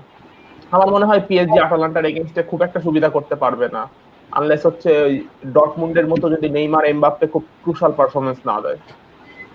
আর যদি জুভেন্টাসের কথা বলি, সেটা হচ্ছে লিওন, আই গেস হয়তোবা লিওন পারবে না জুভেন্টাসের সাথে। রাউন্ড অফ 16 হয়তোবা জুভেন্টাস পার করতে পারবে, কিন্তু কোয়ার্টার ফাইনালে রিয়াল বা সিটি যেই আসুক না কেন, আমার মনে হয় না জুভেন্টাস পারবে দুই টিমের এগেইনস্টে। যদি রিয়াল আসে, আই গেস হিস্ট্রি বা যেটাই বলি, মাত্র একটা কামব্যাক দিয়ে আসছে সিটির এগেইনস্টে, ওই মানে ইম্প্যাক্টেই আই গেস আমার মনে হয় জুভেন্টাস হেরে যাবে। আর সিটি আসলে আমার মনে হয় সিটিতে সব ইনফর্ম প্লেয়ার্স আছে, এখন সবাই ভালো করতেছে, আই গেস সিটি পারবে জুভেন্টাসের এগেইনস্টে। আমার মনে হয় না রোনালদোর চান্স আছে এবার একটা ইউসিএল জেতার, মনে হয় না পারবে। আমারও মনে হয় না, মানে রোনালদো আর কি, রোনালদোর পুরাটাই ডিপেন্ড করে হচ্ছে যে মানে কাউন্টারে ভালো একটা বল। জুভেন্টাস কাউন্টারে খেলে না, বিল্ড আপ গেম খেলতেছে সারির আন্ডারে, এটার জন্য রোনালদো আর কি ফিনিশিং এর টাইমও পাচ্ছে না, এটা হচ্ছে কথা। মানে রোনালদো এখন আর সে আগের ক্লাচ প্লেয়ারটা নাই, আগে যে ছিল মানে বিগ স্টেজে বিগ ক্লাচ করে দিবে একদম, এখন আই গেস মনে হয় না পারবে। আমরা যদি এই একটু আগে সাইম ভাই একটা কথা বলতেছিল অ্যাটলেটিকো মাদ্রিদের এগেইনস্ট, ওই যে 3-0 যে ম্যাচটা হ্যাটট্রিক করছে, আমরা যদি দেখি রোনালদো দুটা গোলই ছিল কিন্তু হেডে, মানে তাকে কিন্তু এরিয়াল বল পাইছে ভালো। হ্যাঁ, তো বল এখন বানাই দিছিল। সিজনে কিন্তু সারি আসলে ওরকম সেই এরিয়াল বলের সেই ইফেক্ট দেখতেছি না। ডগলাস কস্তা বা যেই বলি না কেন, কোনো ভালো ক্রস আসতেছে না ক্রস। তো আমার মনে হয় না খুব একটা ভালো সম্ভাবনা আছে, বাট স্টিল মানে একদম বাদ দিয়ে দিচ্ছি না হিসাব থেকে, দেখা যাক কি হয় আর কি, এক লেগের ম্যাচ তো। একটা প্রশ্ন আছে, এটা আমি শিয়াবের কাছে করি। প্রশ্ন হচ্ছে, লিসবনে খেলা হয়, ক্রিস্টিয়ানো রোনালদো কি কোনো এক্সট্রা অ্যাডভান্টেজ থাকবে মেন্টালি? আচ্ছা, এই খেলার দর্শক তো মনে হয় না অ্যালাউড কি? খেলা না, দর্শক এলাউড না না, অ্যালাউ আসলে আসলে আমার মনে হয় না ওরকম কোনো অ্যাডভান্টেজ পাওয়ার চান্স আছে আসলে। কারণ হচ্ছে জুভেন্টাসের যে সমস্যাটা, মিড থেকে বল যাইতেছে না, কোনো ক্রিয়েটিভ কোনো মিড নাই, অথবা হইতেছে ফুল ব্যাকরা পারফর্ম করতে পারতেছে না। সামনে যদিও হইতেছে ডিফেন্সিভলি অনেক সলিড, কিন্তু অ্যাটাকিং অ্যাট্রিবিউট ক্রসিং ওই লেভেলে। তো আসলে মনে হয় না তেমন কোনো সুবিধা পাবে আসলে, কারণ প্লেয়াররা যদি বল না দেয় তাহলে তো পারফর্ম করার কোনো চান্স নেই আসলে। সারির খেলাই তো খুব বিল্ড আপ বেস্ট, হচ্ছে জর্জিনো টাইপের, পুরো build up। ঠিক সেই টাইপের প্লেয়ার লাগে, খালি সারি বল পাস। খেলার যে ট্যাকটিক্সটা, হ্যাঁ, সারি বল খেলার চেষ্টা করে। আসলে মানে হয় না। প্লেজ জুভেন্টাসের হয়ে স্টার্ট করতে পারবে ইউসিএল এ? না না, পারবে না। না, আর্থার জুভেন্টাসের করতে পারবে না। আর হচ্ছে যেটা বলতেছিলাম যে মানে সারি বল যদি সে ব্লেজ মাতে দিয়ে নিয়ে খেলতে চায় তাহলে তো সমস্যা। এই জন্য তার ইসলামনে ছাড়া উচিত ছিল, কিন্তু সেটা তো সে ছাড়তেছে না। আসলে জর্জিনোকে করা, অ্যাডপ্ট করা, যেখানে যাবে ছেলে নিয়ে। পরের সিজনে সতীশ জর্জিনোকে নিয়ে যাবে, এখন দেখা যাক। আচ্ছা, আমরা একটু আমার মনে হয় রোনালদো পার্টে অনেক বড় একটা মিস্টেক ছিল, মানে এটা মনে হয়েছে অনেকটা হেস্টি একটা ডিসিশন, অনেক অভিমান করে নেওয়া। কারণ জুভেন্টাসের সাথে যায় না Ronaldo, heavily depend Ronaldo. Ronaldo prime সিজনেও কিন্তু বেনজেমা কিছু গোল দিছে, জুভেন্টাসে তো আমি কোনো স্কোরার দেখি না আসলে কমপ্লিমেন্ট করে স্কোর করবে। ঠিক আছে, আগে তো মানজুকিচ খেলতো, এখন তো আসেরা মরে গেছে, তাহলে ওরা খুব হেভিলি ডিপেন্ডেন্ট, এটা খুব বড় একটা সমস্যা ওদের। যত দিবালা বলি বা যাই বলি, ওরা খুব হেভিলি ডিপেন্ডেন্ট, আর ওদের জিনিসটা যায় না রোনালদোর সাথে। গতবার ঠিক আছে হ্যাটট্রিক করতে কোয়ার্টার ফাইনাল, এখন তো সারি আশায় আরো বলবো যে একদম 180 ডিগ্রি হয়ে গেছে, দুইজন দুই দিকে চলে গেছে। আচ্ছা, আমরা মনে হয় এবার একটু সাইমবার কাছে আসি আরেকবার নেপোলি নিয়ে কথা বলার জন্য। নেপোলি আচ্ছা। ফার্স্ট লেগের রেজাল্ট হচ্ছে বার্সার সাথে 1-1 ড্র আছে, তারা একটা অ্যাগল খেয়ে গেছে। এখন সেকেন্ড লেগটা ক্যাম্প মতে হবে, তবে দর্শক এখন পর্যন্ত শোনা যাচ্ছে দর্শক থাকবে না, তবে বার্সার কোচ চেষ্টা করতেছে দর্শক আনার। এখন আপনার কাছে আসলে কি মনে হয় নাপোলি সেকেন্ড লেগে কামব্যাক, কামব্যাক তো না, ড্র অবস্থায় আছে, জেতার চান্স কতটুকু? আমার অ্যাকচুয়ালি এই জিনিসটা নিয়ে আমি খুব ডিপ্লোম্যাটিক অ্যান্সার দিতে যাচ্ছি। নেপোলির যে ব্যাপারটা, মানে নেপোলি কিন্তু এই কয়েক মাস আগেও অনেক একটা বলবো যে টালমাটাল অবস্থায় ছিল। ওদের তো অ্যানচেলত্তির সাথে বিশাল বড় একটা ঝামেলা হয়েছিল, প্লেয়ারদের সাথে অ্যানচেলত্তির সাথে ওদের প্রেসিডেন্টের, মানে প্রেসিডেন্টের খুব ঝামেলা হয়েছিল, যে কারণে কিন্তু অ্যানচেলত্তি পরে স্যাকিংও করা হয়। এখন তো গাত্তুসো কোচ, ও কি পার্মানেন্ট কোচ কিনা তাও আমি জানি, মেবি ইন্টারিম কোচ, আমি শিওর না। হ্যাঁ হ্যাঁ, তো ওই জিনিসটার শখ কিন্তু এদের লিগের পারফরমেন্সে রয়ে গেছে। নেপোলির কথা যখন ভাবি, মানে নেপোলি কিন্তু খুবই কনসিস্টেন্ট একটা টিম আমার তাই, কারণ মেবি গত সিজনে তো রানার্স আপ হয়েছে, তার আগের সিজনে মেবি রানার্স আপ ছিল আমার খেয়াল নেই। এবং ওটা গত 3-4 বছর ধরে জুভেন্টাসের সাথে চেষ্টা করতেছে একটা ফাইট দেয়, সেকেন্ড হচ্ছে থার্ড হচ্ছে, কনসিস্টেন্টলি ইউসিএল খেলতেছে না, ইতালির আর্সেনাল টাইপের অবস্থা। কিন্তু এবার কিন্তু ওদের পজিশন অনেক পিছিয়ে, ওদের পজিশন মনে হয় এখন 5-এরও বাইরে, 6 না 7 মনে হয় position। সম্ভবত। হ্যাঁ, এখন ওইদিকে আবার যেটা দেখা যাচ্ছে অ্যাটালান্টার মতো টিম গুলো খেলছে, অ্যাটালান্টা মেবি এখন থার্ড, ইন্টার মিলান সেকেন্ড। নেপোলির কিন্তু এবার লিগের পারফরমেন্স অনেক খারাপ, ঠিক আছে? মানে সবাই ঠিক আছে বলতেছে যে বার্সা অনেক দুর্বল, নেপোলি ওভারকাম করে ফেলবে, কিন্তু আমার মনে হয় এই জিনিসগুলো একটু কনসিডারেশনে নেওয়া উচিত। নেপোলি কিন্তু নিজের অবস্থা খুব খারাপ। ইনফ্যাক্ট এখন যদি আমি একটু নেপোলি লিখে সার্চ দিই, নেপোলি এসএসসি, আচ্ছা এদের হচ্ছে হেড কোচের পজিশনও ভ্যাকেন্ট দেখাচ্ছে, মানে এরকম একটা অবস্থা। জানেন এটা উইকিপিডিয়ার বাকিটা। তো এই নাপোলি খুব একটা ক্রাইসিসের মধ্যে দিয়ে যাচ্ছে, তার বলবো আইডেন্টিটি ক্রাইসিস বা ট্যাকটিক্যাল ক্রাইসিস, এবং এটা যতটা না অন ফিল্ড ক্রাইসিস, তার চেয়ে বড় একটা অফ ফিল্ড ক্রাইসিস, ঠিক আছে? অফ ফিল্ড ক্রাইসিসটা এদের বড়। এখন তারপরও মনে হয় যে নেপোলি মাঠে এতটা খারাপ খেলবে না। প্রথম কারণ হচ্ছে বার্সেলোনা নিজে খুব বাজে অবস্থায় আছে, খুব বাজে মানে খুবই বাজে অবস্থায় আছে। আর সেকেন্ডলি হচ্ছে নেপোলির যেসব প্লেয়ার গুলা, এদের স্ট্রেংথ একেবারে বার্সেলোনার উইকনেসের সাথে একেবারে ম্যাচিং হয়ে যায়। বার্সেলোনা যেখানে উইকনেস সেখানে নেপোলির স্ট্রেংথ গুলা কি, নেপোলির স্ট্রেংথ হচ্ছে ওদের মিডফিল্ডের মানে ডিস্ট্রিবিউশন ক্যাপাবিলিটি খুব ভালো, প্রেস রেজিস্ট্যান্স অনেক ভালো। এই যে আমার যেমন ফেবিয়ান রুইস প্লেয়ারটা আমার খুব ভালো লাগে, ঠিক আছে? এই প্লেয়ারটা হচ্ছে আমার অনেকটা মানে মনে হয় যে একা হচ্ছে অনেক জায়গায় অনেক সুন্দর করে বল ডিস্ট্রিবিউশন করতে পারে চারদিকে, যেটা ছোটবেলায় দেখতাম বুস্কেটস খুব সুন্দর করতে পারে। ডিফেন্স থেকে বলটা নিয়ে যে ট্রানজিশনের ব্যাপারটা, ফেবিয়ান রুইস আছে, জিয়েলিনস্কি আছে, আরেকজন কে খেলবে ফোর্থ সিটিতে আমি জানি না, বাট আমার মনে হয় এদের মিডফিল্ডটা খুব ভালো, যেটা বার্সেলোনা খুব ঝামেলা হচ্ছে। যদি লিভারপুলের সাথে ম্যাচটা চিন্তা করি গত বছর, ওদের কিন্তু এটাই ঝামেলা হচ্ছিল, বার্সেলোনা পায়ে বল নিয়ে দাঁড়াতে পারতেছিল না বলতে, লিভারপুল প্রেস করে বল নিয়ে যাচ্ছে, মানে বুস্কেটস বলি রাকিটিস বলি কেউই কিন্তু বল পায়ে রাখতে পারতেছিল না। এই জিনিসটা এবার ভোগাইতে পারে নেপোলির যে ফ্রান্সি আছে, ঠিক আছে? মিলিক যদি বাদও দেই, মিলিক যদি না খেললো, মার্টেন্স ইনসিনিয়েকে সাইহন নিয়ে খেললো, তারপরে যদি এরা প্রেস টেস্ট করে, বার্সেলোনা ওইখানে একটু ঝামেলায় পড়বে। এটা তো বার্সেলোনার মিডটা হচ্ছে এজিং। আমি যদি সেকেন্ড লেগে কিন্তু বার্সেলোনা বুস্কেটসও নাই, suspend, exactly Vidal suspend, so আরো সমস্যা। এক্স্যাক্টলি তো ওরা যদি প্রেসিং করে, এইটা বার্সেলোনার খুব বড় একটা চ্যালেঞ্জ হবে, ওরা নাপোলি প্রেস কিভাবে ঠেকাবে, নাপোলি প্রেস কিভাবে ঠেকাবে, এটা খুবই বড় একটা চ্যালেঞ্জ। আর আরেকটা জিনিস সেটা হচ্ছে নাপোলির যে ডিফেন্ডার গুলা, ওই ডিফেন্ডার গুলা কিন্তু বার্সার ডিফেন্ডারদের যে ফাস্ট ফাস্ট বলতে লাইক ওদের একটা হাই লাইন মেনটেন করার বলবো যে লাক্সারি আছে। যখন আমি চিন্তা করি যে মানোলাস বা কুলিবালি, এরা কিন্তু দৌড়ায় এসে কাভার দিতে পারে, তো ওরা চাইলে একটু হায়ার লাইন খেলাইতে পারে বার্সার সাথে। বার্সা এই দিক দিয়ে পেইন খাবে, ওরা ফাইনাল থার্ডেও প্রেসড হবে, আবার ওরা মানে নিজেদের হাফেও নাপোলির ফরওয়ার্ড দিয়ে প্রেসড হবে। আচ্ছা আরেকটা জিনিস কি, বার্সেলোনার যে একটা উইকনেস আমি বলবো, বার্সেলোনার ডিফেন্ডাররা কিন্তু অত ফাস্ট না বলতে, মানে যদি সেন্টার ব্যাক দুইটা চিন্তা করি, একটা হচ্ছে উমতিতি, একটা হচ্ছে পিকে। পিকে তো আটারলি গার্বেজ এখন, Umtiti is not in the picture. লেংলেট খেলাবে।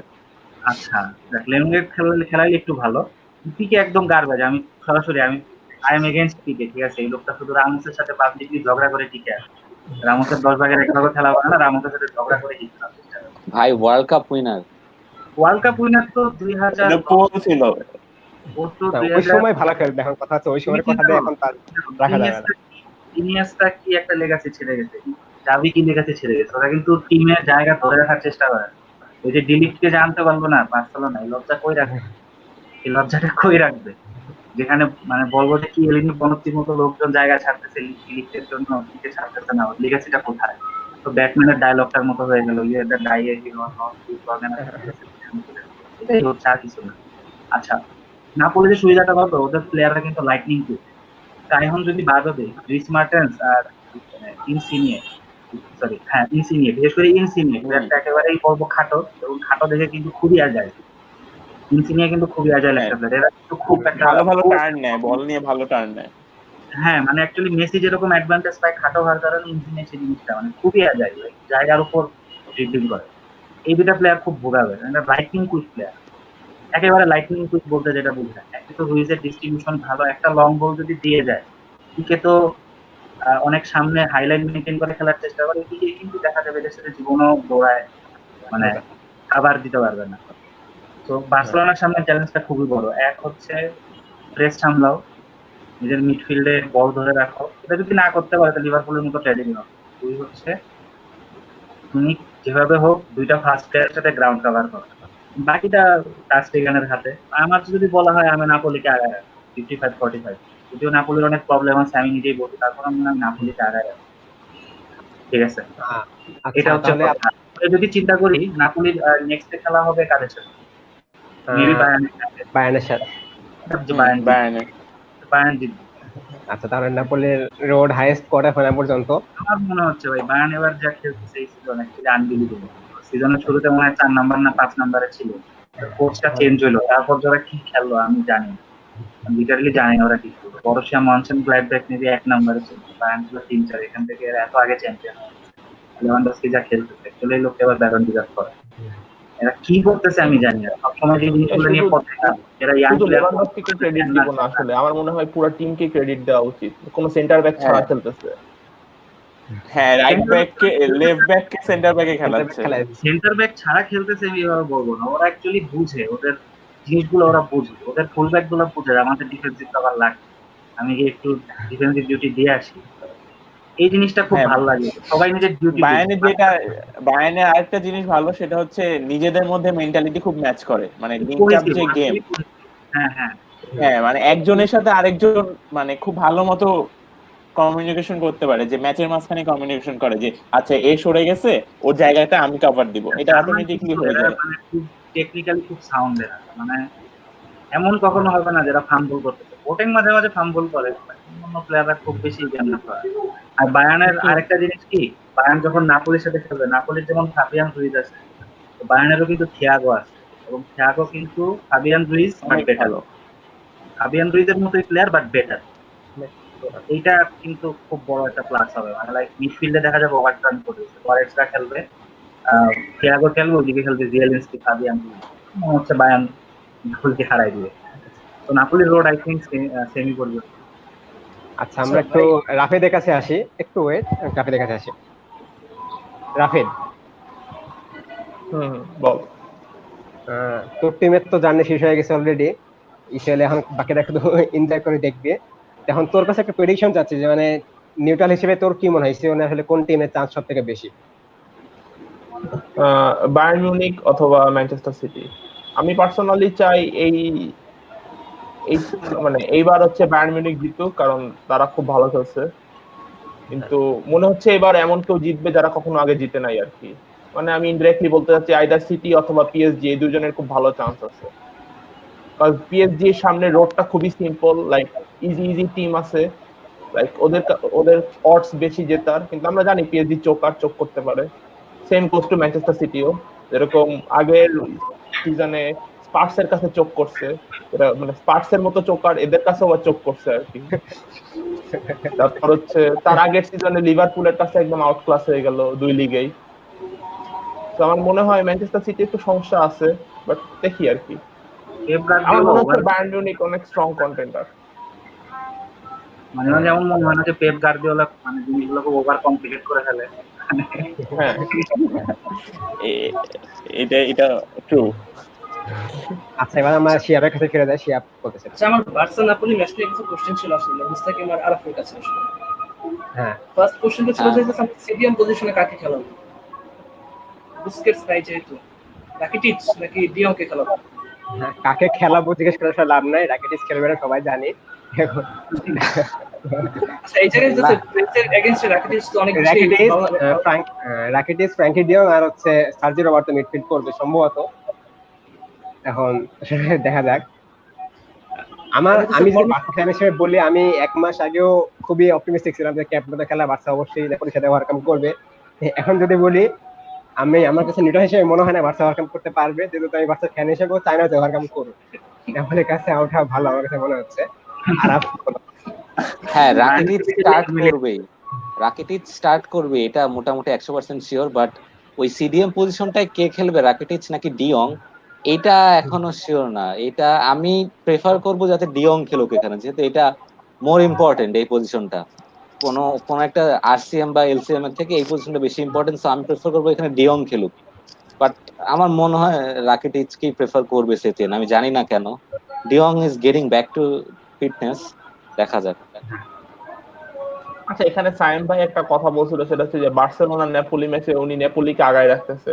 আমার মনে হয় না আসলে নেপোলিকে আগায় রাখা উচিত, কারণ একে ক্যাম্প নুতে খেলা, তার উপর আমার মনে হয় নেপোলি অত অ্যাটাকিং ফুটবল খেলবে না, তারা আই গেস ডিফেন্সিভ ফুটবলই খেলবে। কারণ ওই কয়েকটা ম্যাচ দেখছিলাম, ওই যে সুপার কোপা ফাইনাল না কি জানি হয়েছিল জুভেন্টাসের সাথে, ওই ম্যাচে নেপোলি হচ্ছে একদমই backline defence, 5 man defence, backline defence খেলছিল যাতে অ্যাটাক না করে, লাস্টে যে পেনাল্টিতে জিতে গেছে। হ্যাঁ আমারও মনে হয় হচ্ছে নেপোলি খুব বেশি ওই মার্টেন্স আর ইনসিনিয়া নিয়ে অ্যাটাক কাউন্টার অ্যাটাক খেলবে। আর আমার মনে হয় বার্সেলোনা যদি একটু ব্যালেন্স ফুটবল খেলে, নরমাল যে ফুটবলটাই খেলে, কোনো অ্যাটাক ডিফেন্স বা ব্যালেন্স খেললেই আই গেস মনে হয় নেপোলিকে ওভারকাম করতে পারবে। অ্যাওয়ে গোলও একটা ফ্যাক্টর। বার্সা ঝামেলা, কারণ বার্সা তো 0-0 করলো তো থ্রু, তো আমার মনে হয় ব্যালেন্স খেলবে বার্সা। তুমি যদি চিন্তা করো, মানে বার্সার ব্যাপারটা কি সবসময় একটা এক্স ফ্যাক্টর থাকে। সুয়ারেজ হঠাৎ করে একটা গোল দিয়ে দিবে, নাই হয়ে কুইজের একটা গোল দিয়ে দিবে। কিন্তু বার্সার একটা খারাপ জিনিস যেটা বলবো যে মানে যখন অপোনেন্ট অ্যাটাক করে ডিফেন্স বল পাওয়ার পর মানে ফার্স্টে মাথা তুলে দেখে মেসি কোন দিকে, তো আস্তে আস্তে ওই দিকে শিফট করে ফেলে খেলাটা।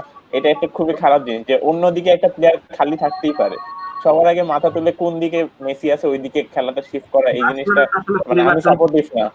মেসি পিকে পরিবর্তন তো বার্সেলোনা।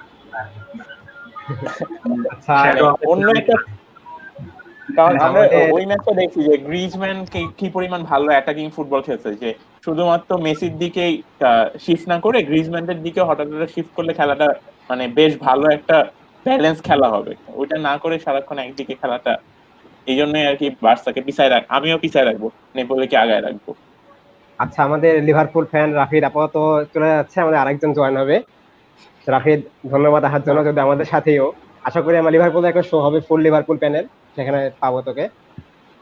আচ্ছা, আজকের মতো এই পর্যন্ত রাফিদ, আমরা বাকি সবাই আছি। আচ্ছা আচ্ছা আচ্ছা, শিহাবের কাছে আচ্ছা আনান এসে পড়ছে মনে হয়। আচ্ছা আনান, আনান মেইনলি আজকে কথা বলবে হচ্ছে আটালান্টা নিয়ে একটু ভালো ডিসকাশন করবে, এই জন্য প্র্যাকটিস মানে তার হোমওয়ার্ক আছে। আনান তুই শুরু কর আটালান্টা নিয়ে। আচ্ছা, আটালান্টা নিয়ে বেসিক্যালি আমি গতকালকে কমেন্টে দেখছিলাম বেশ কয়েকটা কোশ্চেন আসছিল যে আটালান্টার ট্যাকটিক্যাল অ্যানালাইসিস নিয়ে অনেকে জানতে চাইছে। আসলে ট্যাকটিক্যাল অ্যানালাইসিস করতে গেলে পুরো একটা এপিসোড লাগবে আলাদা। সো আমি ইন শর্ট যদি বলতে চাই, আটালান্টা কিন্তু অনেক ফ্লুইড ফুটবল খেলতেছে এই সিজন বলা যায় না, গ্যাসপেরিনি আসার পর থেকে কিন্তু আটালান্টা অনেক ফ্লুইড ফুটবল খেলতেছে।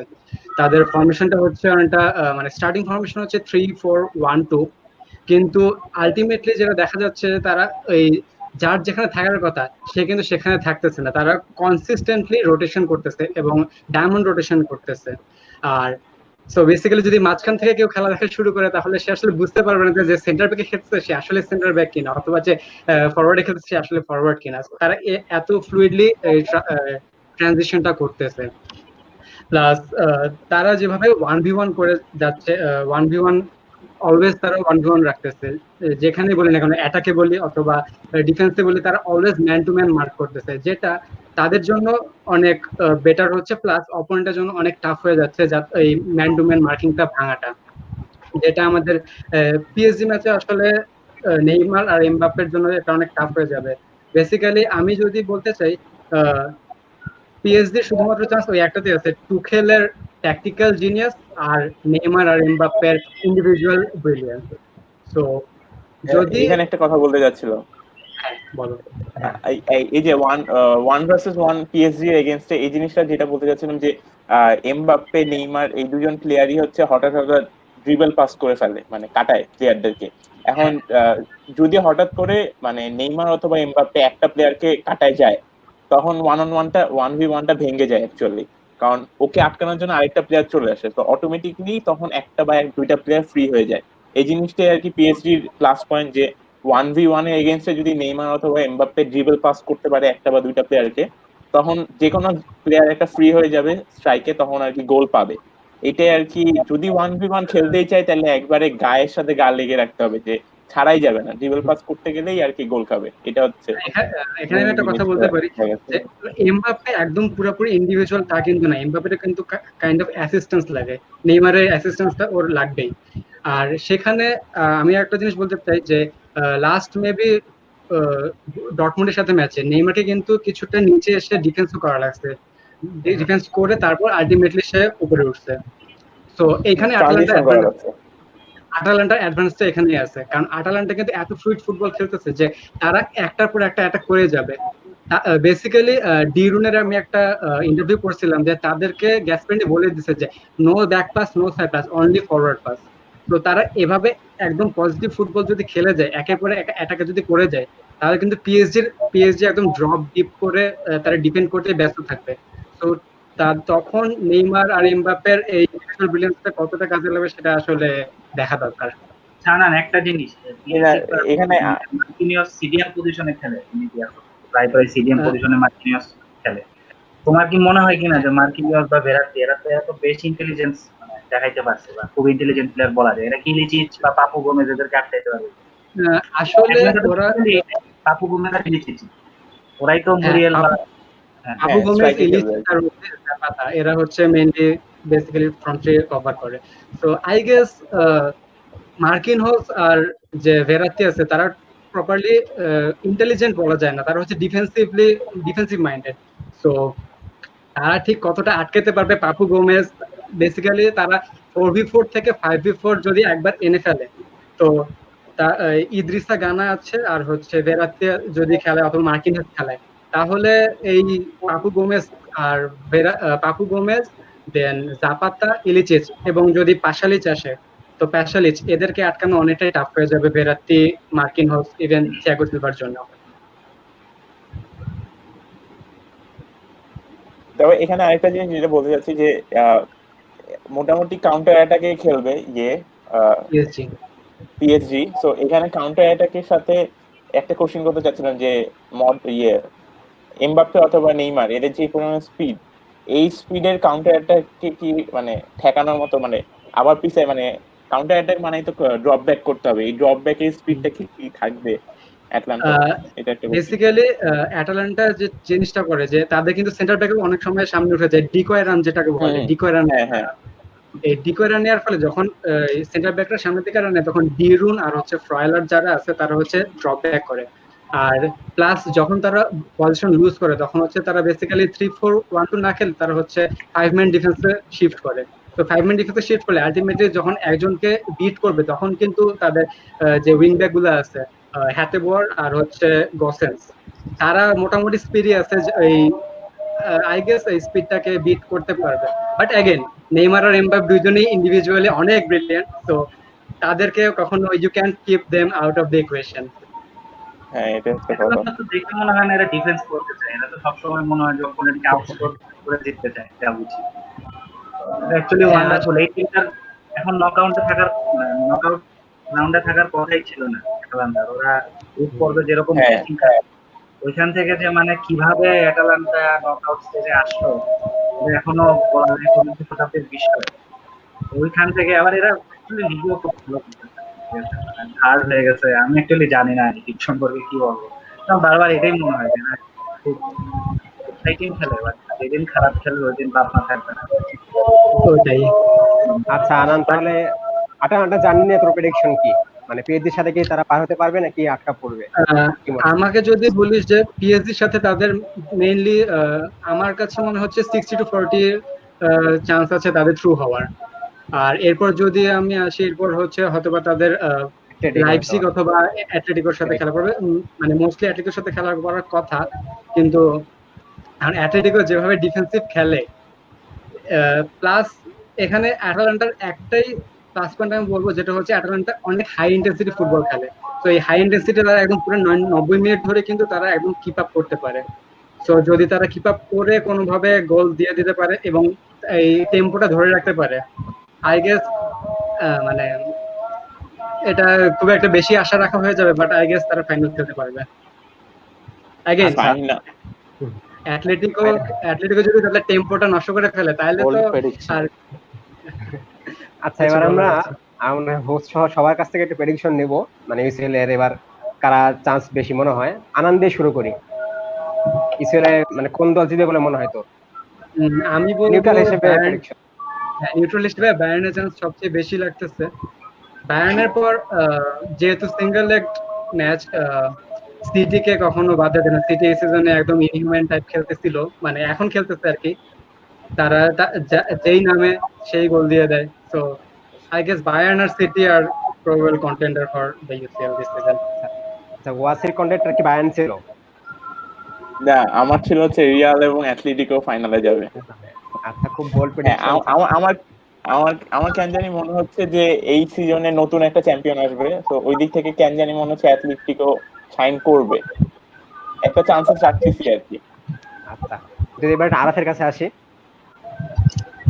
আমার মনে হয় সিটি আর পিএসজি ফাইনাল হবে, battle of oil money, and I think this would be Pep Guardiola's year, এবং সিটি জিতবে এবার, এবং কেডিবি ব্যালন ডিওর পাচ্ছে। এবার যদি অনেকগুলো প্রেডিকশন। শিয়াবের কাছে আসে, শিয়াব প্রেডিকশন কি? আচ্ছা, আমার মনে হয় বায়ার্ন আর পিএসজি ফাইনাল খেলবে আর পিএসজি জিতবে। আচ্ছা, অনেকগুলাই বোল্ড প্রেডিকশন পেলাম। রিয়াল মাদ্রিদ ফাইনালে যাবে, পিএসজি জিতবে, সিটি জিতবে। আচ্ছা, এবার আমরা এটা শর্ট টপিক দিয়ে শেষ করব। শর্ট টপিক বলতে আমাদের কাছে সাইম ভাই আসি ইউনাইটেড ফ্যান, ও আছে চেলসি ফ্যান। তাদের আসলে এই সিজনে খুব বেশি কিছু বলার নাই। মেইন কথা বলতে নেক্সট সিজন নেই। তো আমরা সাইম ভাইয়ের কাছে জাস্ট সংক্ষেপে শুনবো, ইউনাইটেডের পরের সিজনে আপনার এক্সপেকটেশন কি বলেন। আচ্ছা, ওয়াসি আগে বলবো, আমার এখানে আজান হচ্ছে তো আমি আজান দিতে বলবো। আচ্ছা, ওয়াসি সিনে শর্টে বলবো, কারণ পরে এটা ডিটেইলস এপিসোড করব। আচ্ছা, চেলসি যেটা হচ্ছে, চেলসির মেইন টার্গেট হচ্ছে নেক্সট সিজনে দুইটা ট্রফিকে টার্গেট করে নামা, একটা হচ্ছে ইউসিএল আর একটা হচ্ছে প্রিমিয়ার লিগ। এই জন্য দুইটা টিম রেডি রাখতেছে, মানে ব্যাকআপ টিম হিসেবে, যাতে মানে স্ট্যামিনা মেনটেন করতে পারে। আর আরেকটা জিনিস সেটা হচ্ছে চেলসি যেহেতু এখনো ইয়েতে কোয়ালিফাই করেননি ইউসিএল এর জন্য, আরো 2 ম্যাচ পর মানে অনেকগুলা টার্গেট রাখছে, অনেক ট্রান্সফারই এখনো আটকে আছে just because of UCL A qualify করেনি। কারণ ওই প্লেয়ারদের টার্গেট হচ্ছে ইউসিএল যদি খেলে তাহলে হচ্ছে আসবে। সো ওই টার্গেটে যদি চিন্তা করি তাহলে অনেক ভালো একটা চান্সেস আছে যে ইউসিএল এ অ্যাটলিস্ট সেমিফাইনাল পর্যন্ত যাওয়া। সেমিফাইনালের পরেরটা তো একটু হইলেও লাখ থাকে। আর প্রিমিয়ার লিগে টপে থাকার একটা খুব চান্স আছে, কারণ ফ্রন্ট থ্রি অনেক ভালো। এখন এই ফ্রন্ট থ্রি নিয়ে প্রিমিয়ার লিগ আসলে জিতা উচিত, এবং আমার আশা হচ্ছে প্রিমিয়ার লিগ আচ্ছা, জিতবে। ওয়াসির কাছে আমার একটা কোশ্চেন আছে যে চেলসির হয়ে নেক্সট সাইনিংটা অ্যাটাকে চাও নাকি ডিফেন্সে চাও? ডিফেন্সে টু বি অনেস্ট লেফট ব্যাকে সাইনিং করা নাকি লেফট ব্যাক চাই, নাকি গোলকিপার। আর কেপা তবুও চলে। ডিফেন্সের উপর এত হতাশা আমি কয়েক সিজনেও হই নাই, মানে কিন্তু কেপা নিয়ে কি কোনো টাইটেল জেতা সম্ভব? এইটাও কেপা নিয়ে তো জেতা সম্ভব, কেপা সাইন করতে পারে, কিন্তু এই ডিফেন্স আর কি এখন আপাতত এটা ওই লাস্ট সিজনে 2 সিজন আগে লিভারপুলের চ্যাম্পিয়ন্স লিগ ফাইনালের মতো অবস্থা হয়ে যাবে। কেপা চ্যাম্পিয়ন্স লিগ ফাইনাল খেলতেছে, তারপর কি করলো? না, আমার মতে নেক্সট সাইনিং ডিফেন্সই হওয়া উচিত। কেপাকেও চেঞ্জ করা লাগবে, এটাও সত্য, কেপাকে অবভিয়াসলি চেঞ্জ করা লাগবে, বাট ডিফেন্সে একটা অ্যাটলিস্ট এক্সপিরিয়েন্স ডিফেন্ডার লাগবে। সেন্টার ব্যাকে অথবা লেফট ব্যাকে একটা এক্সপিরিয়েন্স ডিফেন্ডার লাগবে, যে আর কি লিডারশিপ মেনটেন করে টিমটাকে গুছাইতে পারবে। কারণ ডিফেন্সে চেলসি মানে সারাক্ষণই ডিফেন্ডের দিকে একটা লিডার থাকতো যে পুরো লাইনটাকে মেনটেন করে রাখতো। টেরি খেললে টেরি থাকতো এবং ল্যাম্পার্ডও মাঝে মাঝে সিডিএম এ চলে আসতো, তো সিডিএম এ তখন মেনটেন করতো। বাট লাস্ট কয়েক Azpilicueta to be honest defensive minded টাইমে লিডারশিপটা তেমন ভাবে মেনটেন করতে পারে না। মানে একবার পারফেক্ট লিডার বলবো না, এই জন্য আর কি সমস্যা। মানে একটা এক্সপিরিয়েন্স লিডার লাগবে ডিফেন্ডে, ওইটার জন্য একটা সাইনিং লাগবে। চিন্তা করেছিলাম কলিবালিকে যাতে নেয়, বাট কলিবালি কিন্তু ম্যান সিটিও টার্গেট করছে, তো দেখা যায় ইউসিএল যদি কোয়ালিফাই করে তাহলে একটা চান্সেস আছে। হ্যারি ম্যাগুয়ারের দাম যদি 80 মিলিয়ন হয়, কুলিবালির দাম কত মিলিয়ন হবে? ভাই শুনি না কোশ্চেনটা, সরি। বললাম হ্যারি ম্যাগুয়ারের দাম যদি 80 মিলিয়ন হয়, কুলিবালির দাম কত হবে? 500 মিলিয়ন। আচ্ছা, ওয়াসিফ, 200 মিলিয়ন না হওয়া উচিত। আমার কি কোনো সিবির সাথে লিংক আছে চেলসি? জি ভাই, চেলসি কি কোনো সিবির সাথে লিংক আছে এখন পর্যন্ত? সিবির সাথে একটা ব্রাজিলিয়ান প্লেয়ারের সাথে আছে, সান্তোসে খেলে, ওর সাথে লিংক আপ আছে আপাতত, তবে ওই জিনিসটা বেশি দূর আগায়নি আর কি। আর বড় কোনো ডিফেন্ডারকে এখনো টার্গেট করে নাই, এটা হচ্ছে কথা। ভিতরে ভিতরে টার্গেট চলতেছে নাকি না এটা তো বলা যাচ্ছে না। স্ক্রিনিয়ার মার্কেটে থাকতে পারে। তবে একটা জিনিস যেটা খুবই আশা করতেছি যে ইউসিএল যখন কনফার্ম হয়ে যাবে নেক্সট সিজনে ইউসিএল খেলতেছে, তখন হঠাৎ করে লাইক উইদিন 10 to 20 ডেজে বিরাট 2 থেকে অ্যাটলিস্ট 2টা সাইনই হবে। এন্ড হয় ডিফেন্সে সাইনিং করবে অথবা অ্যাটাকে, জানি না। আচ্ছা, আমরা আচ্ছা, what are your thoughts on Kai Havertz? Wasif, Kai Havertz এখন মতামত মানে এখন স্টল মানে এটাকে কি এখনো দরকার হাভার্টসকে, নাকি না হলেও চলবে? ডিফেন্স হওয়ার পর যদি কাই হাভার্টস পায় তাহলে তো সমস্যা নাই, কিন্তু ডিফেন্সটা লাগবে। ভার্নারকে কিনতে হ্যাভার্টসকে কিনলে 100 গোল দিতে নেই। আচ্ছা, আগে ডিফেন্স তারপর কাই। হ্যাঁ, ডিফেন্স হওয়ার পর যদি কাই হাভার্টসকেও পায় তাহলে সমস্যা নেই, কারণ কাই হাভার্টসকে কম দামে পাওয়া উচিত, অ্যাটলিস্ট উইদিন 70 মিলিয়নে পাওয়া উচিত, কারণ ওরা তো আর কোয়ালিফাই করে নাই ইউসিএল এর জন্য। সো হাভার্টস অবভিয়াসলি ছাড়বে ক্লাব, তো হ্যাভার্টসকে যদি কমেও পাওয়া যায় পরে ডিফেন্স হওয়ার পর, অবভিয়াসলি আমি মানে ডিফেন্সটা লাগবে। কিন্তু এই জিনিসটা রিসেন্ট রুমার্স দেখে মনে হচ্ছে যে কাই মেইন টার্গেট ডিফেন্সের আগে ল্যাম্পার্ডের। এই জিনিসটা কতটা ঠিক হচ্ছে? Because Kai is a generational talent, I think.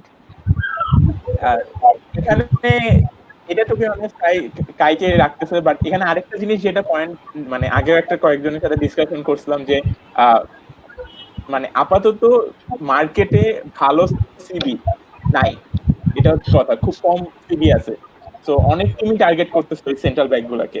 আর যদি কাই হাভার্টসের মতো চিন্তা করি, ক্যামের দিকে প্লেয়ার অনেকজনই আছে মার্কেটে অ্যাভেলেবল, তো কাই হাভার্টসকে পাওয়াটা ইজি আপাতত এই মোমেন্টে।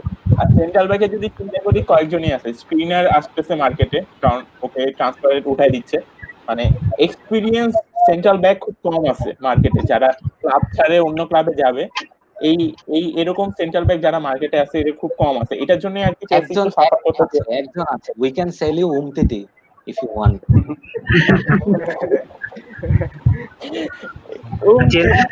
Experience world cup winning centre back. রুমা রুডিগারের চেয়ে কি বেশি খারাপ আমি জানি না। রুমা রুডিগারকে খেল দেখায় মাঝে মাঝে। আচ্ছা, আমি এখন চেলসি থেকে মুভ অন করি। স্যাম ভাইয়ের কাছে খুব সংক্ষেপে ইউনাইটেড নেক্সট সিজনে এক্সপেকটেশন শুনবো, এরপর শেষ করে দিব। বলেন। আচ্ছা, আমার আসলে নেক্সট ইয়ার নিয়ে কোনো এক্সপেকটেশন নাই। আমি হচ্ছে ইউনাইটেডের কাছে এক্সপেকটেশন রাখানোর আগে ছেড়ে দিছি, ঠিক আছে? এই সিজনে যে অ্যাটলিস্ট এরা ইউসিএল এর জন্য খেলতেছে, এটাই আমার খুব ভালো লাগতেছে। না, এত হতাশ হলে কিভাবে হবে ভাই? এখন তো টিমের ভালো অবস্থা। অনেক হতাশ ভাই, জীবনে আমি অনেক হতাশ। কারণ এই জিনিস কি, ইউনাইটেডের ব্যাপারটা হচ্ছে মানে সবসময় মনে হয়েছে যে ইউনাইটেড সামনে যে ওয়ান্ডার কিট পাইছে তারাই কিনে নিচ্ছে। একেবারে চিন্তা করি ভ্যান হালো না, চিন্তা করি ফেলাইনি কয়েক সিজন ভালো খেলছে, ইউনাইটেড স্ট্যান্ডার্ড কিনা এটা চিন্তা করেন। ভ্যান হাল হচ্ছে সামনে মেমফিস ডিপাইকে পাইছে, কিনে ফেলছে। এখন মেমফিস ডিপাই অনেক ভালো খেলতেছে, আমি সামনে পাইছে, কিনে ফেলছে। মার্শিয়ালকে পাইছে, কিনে ফেলছে। মার্শিয়াল এই সিজনে একটু মোটামুটি বলার একটা ফুল পোটেনশিয়াল দেখাচ্ছে। তারপর যদি চিন্তা করি ভাই হাসপাতালে তো হতাশার সবচেয়ে বড় কারণটা কি আমার মনে হচ্ছে যে সিজনে আমরা সবসময় ট্রল করছি ছোটবেলায় বা কলেজে বা ভার্সিটিতে সিটি বা চেলসি, এদেরকে আমরা সবসময় ট্রল করছি, মেসিকে ট্রল করছি। একটা পর্যায়ে কি ইউনাইটেডেরটা যদি চিন্তা করি, এরাও কিন্তু গত কয়েক বছরে সরকারি মিলিয়ন ঢেলে ফেলছে, এরকম আর কিন্তু আসেনি। অ্যাকচুয়ালি বলা যায় আমি হতাশার স্যাচুরেশন পর্যায়ে থেকে গেছি, আমাকে চেয়েছিল এখন আমার এক্সপেকটেশন সিজন যেভাবে খেলতেছে সেভাবে খেলে যদি আগামী বছর ফোর্থ প্লেসটা কনফার্ম করতে পারে, ইউসিএল কোয়ালিফিকেশন ফার্স্ট টার্গেট, কয়েক বছর ইউসিএল কোয়ালিফাই করুক। ইউনাইটেডের কিন্তু নেক্সট সিজন আগে এরকম একটা ঝামেলা হয়েছিল, ওরা প্লেয়ার কিনতে চাচ্ছে বাট প্লেয়ার আসতে চাচ্ছে না। কিন্তু বেন চিলওয়েল নিয়ে এত ঝামেলা হচ্ছে, যদি হওয়ার কথা, যদি আমি এখন 2020 সাল না হয়ে যদি 2010 সাল হতো, যদি ফার্গি বলতো যে আমার চিলওয়েল লাগবে, আমার একটা ডিফেন্ডার লাগবে, আমার একটা সেন্টার লাগবে, কেউ কি না করতো? করতো না। যখন ওডিও নিকালো আসলো, তার ওয়েজ সে কাজ করে ইউনাইটেডে লোনে খেলতে আসলো, একটা কথা বলতো আমাকে যদি মানে আরো কম ওয়েজে আসতে বলো তো আমি তাও আসতাম, তার কাছে ওয়েজটা বড়, ইউনাইটেডের জার্সি করে খেলাটা বড়। ওই ড্রিমটা এখন প্লেয়ারদের মধ্যে নাই, ঠিক না? ওই ড্রিমটা প্লেয়ারদের মধ্যে নাই, এরা কিন্তু প্লেয়ার অ্যাট্রাক্ট করতে পারতেছে না। এবং বার্সা এই সমস্যাটা ফেস করবে কয়েক বছরের মধ্যে, প্লেয়ার অ্যাট্রাক্ট করতে পারবে। এটা হচ্ছে আমার সবচেয়ে বড় কনসার্ন। আগামী 1 বছরও না, আগামী 3 বছর লিগ জেতার, আমি এখনই বলতেছি লিগ জেতার দরকার নেই, তারা 3 বছর ইউসিএল এ কোয়ালিফাই করবে এবং মানে ইউনাইটেড যেন আবার একটা ডেস্টিনেশন হতে পারে ইয়াং প্রডিজিদের জন্য। এই যে সেঞ্চুরি যেন একবারে বেশি দুইবার বলতে না হয়, এরকম একটা ডেস্টিনেশন হতে পারে। এখন যদি টিমের অবস্থা বলি, এটা তো এক্সপেকটেশন বললাম, এখন যদি টিমের অবস্থা বলি, টিম আমার কাছে এখন খুব একটা খারাপ লাগতেছে না।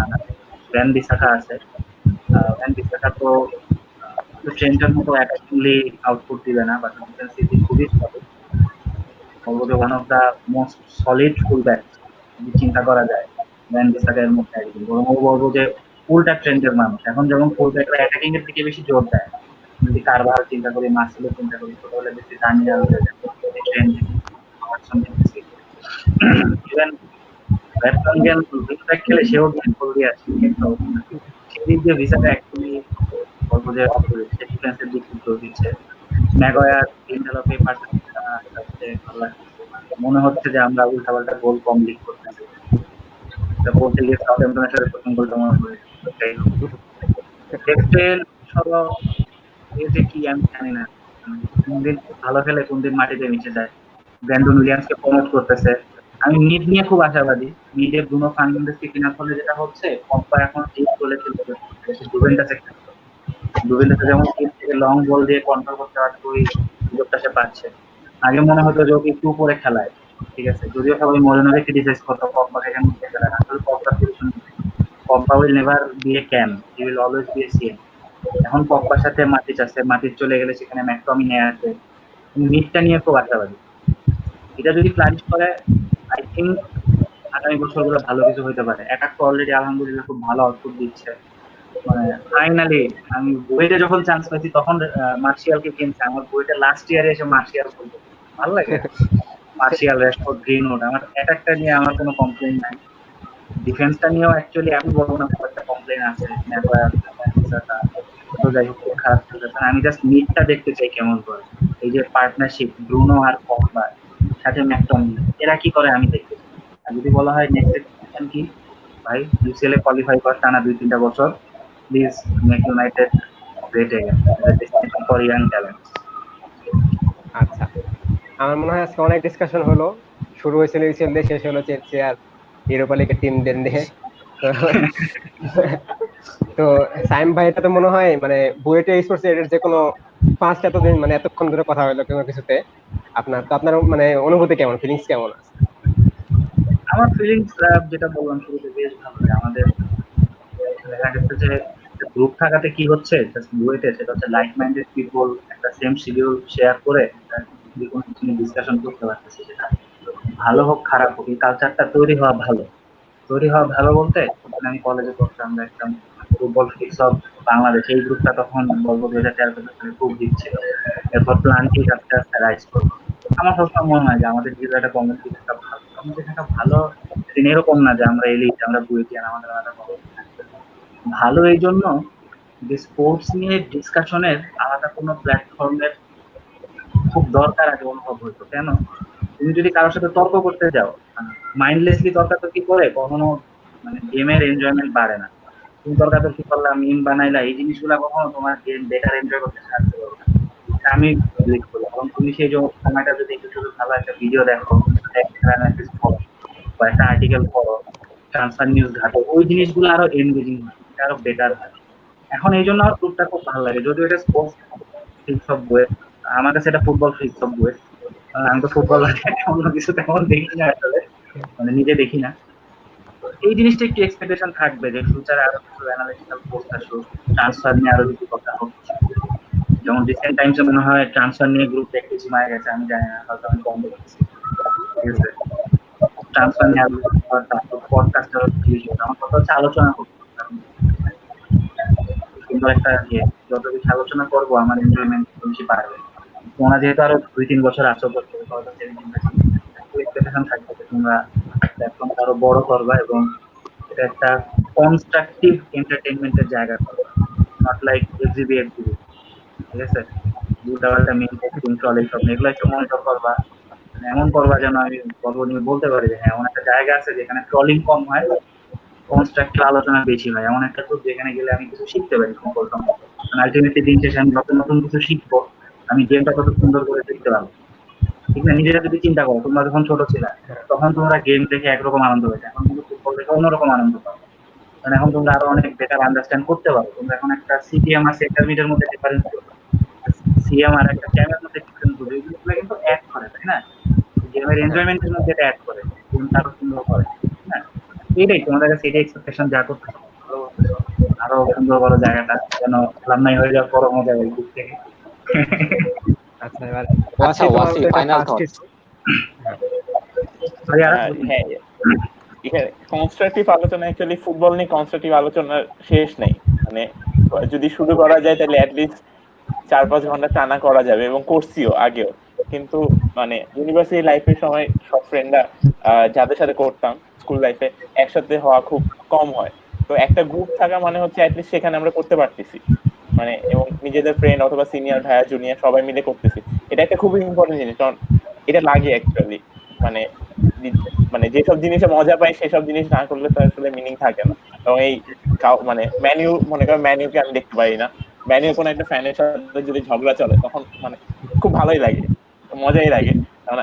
সিয়ামের সাথে মাঝে মাঝে হয়, সিয়াম কমেন্টও বলছে যে সে খুব জেলাস চেলসির এত টাকার জন্য, এত টাকা স্পেন্ডিং এর জন্য। তো এই জিনিসগুলো খুব মজা লাগে, এই কনস্ট্রাকটিভ ক্রিটিসিজম গুলো খুব মজা লাগে। তো এই জিনিসগুলো অ্যাকচুয়ালি মানে প্রেসারের মধ্যে, মানে ভার্সিটি প্রেসারে একটা গ্রুপ থাকা যেখানে অ্যাকচুয়ালি দিন শেষে এসে তুমি কনস্ট্রাকটিভ ক্রিটিসিজম করতে পারবা, সেটা অ্যাকচুয়ালি ভালোই মজা লাগে, টু বি অনেস্ট। হ্যাঁ, এই যে একটা কমেন্টে দিয়েছে চেলসি স্পেন্ডিং থেকে হতাশ লাগতেছে, এটার কথা বলছিলাম। চেলসি হঠাৎ করে তো বুঝলাম এদের 1 বছর 2 বছর ব্যান ছিল, এত টাকা কই পায় এরা? যাকে দেখতেছে তাকে কিনে ফেলতেছে, আর বার্নারকে মাত্র 54 মিলিয়ন দিয়ে এরা কিভাবে কিনবে, কিভাবে হ্যাজার্ড বিক্রি করলো ভাই, হ্যাজার্ড বিক্রি করলো না, হ্যাজার্ড বিক্রি করার পুরো টাকা এখনো মোস্ট প্রবাবলি আসেনি, যেটা আর কি ইনসাইডে শুনতেছি। এটা কতটুকু ট্রু জানি না। যদি রিয়াল মাদ্রিদ লিগ জিতে এবং ইউসিএল এর জন্য কোয়ালিফাই করে তাহলে আরো 35 মিলিয়ন পাবে চেলসি।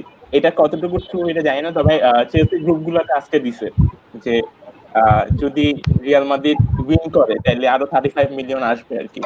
অবশেষে কি চেলসি নিজের পায়ে দাঁড়াইছে, তখন নিজের পায়ে আসছে।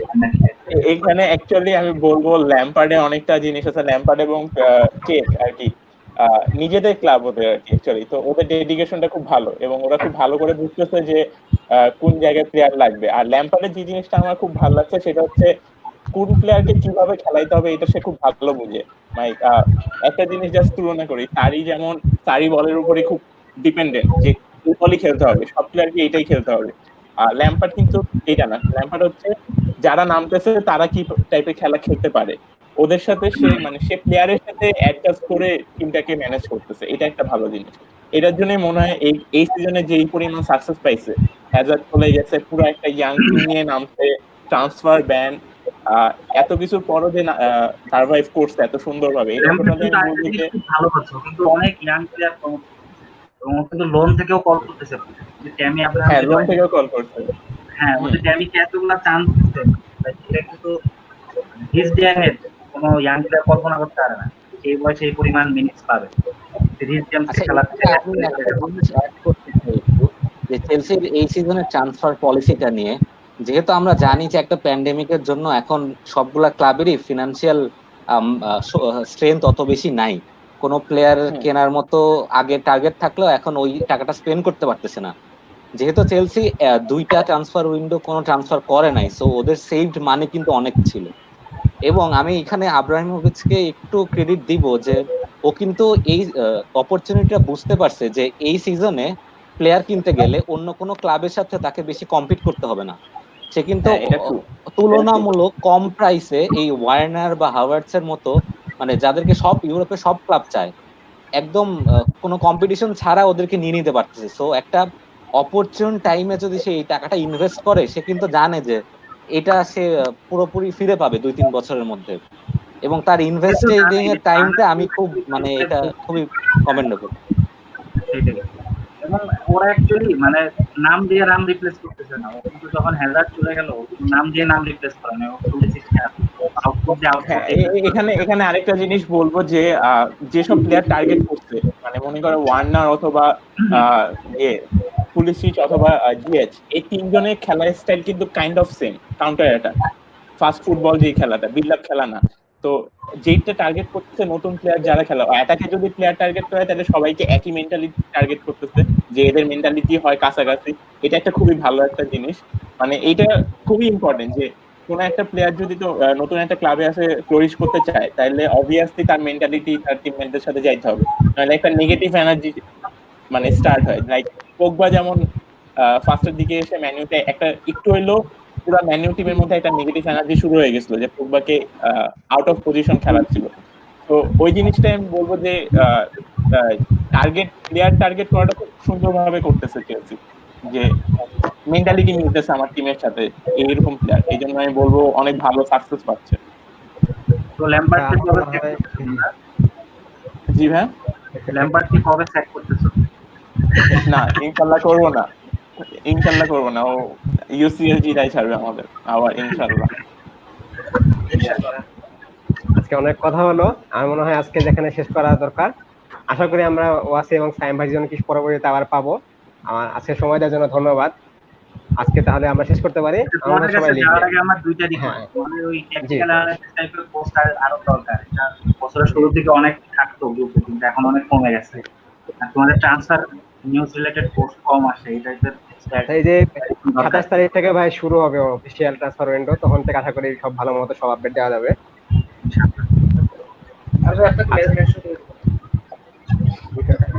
আচ্ছা তাহলে আমরা আজকে সবাই বের হয়ে যাই, এখন লিভ নেই। ধন্যবাদ সবাইকে আবারও। আলহামদুলিল্লাহ।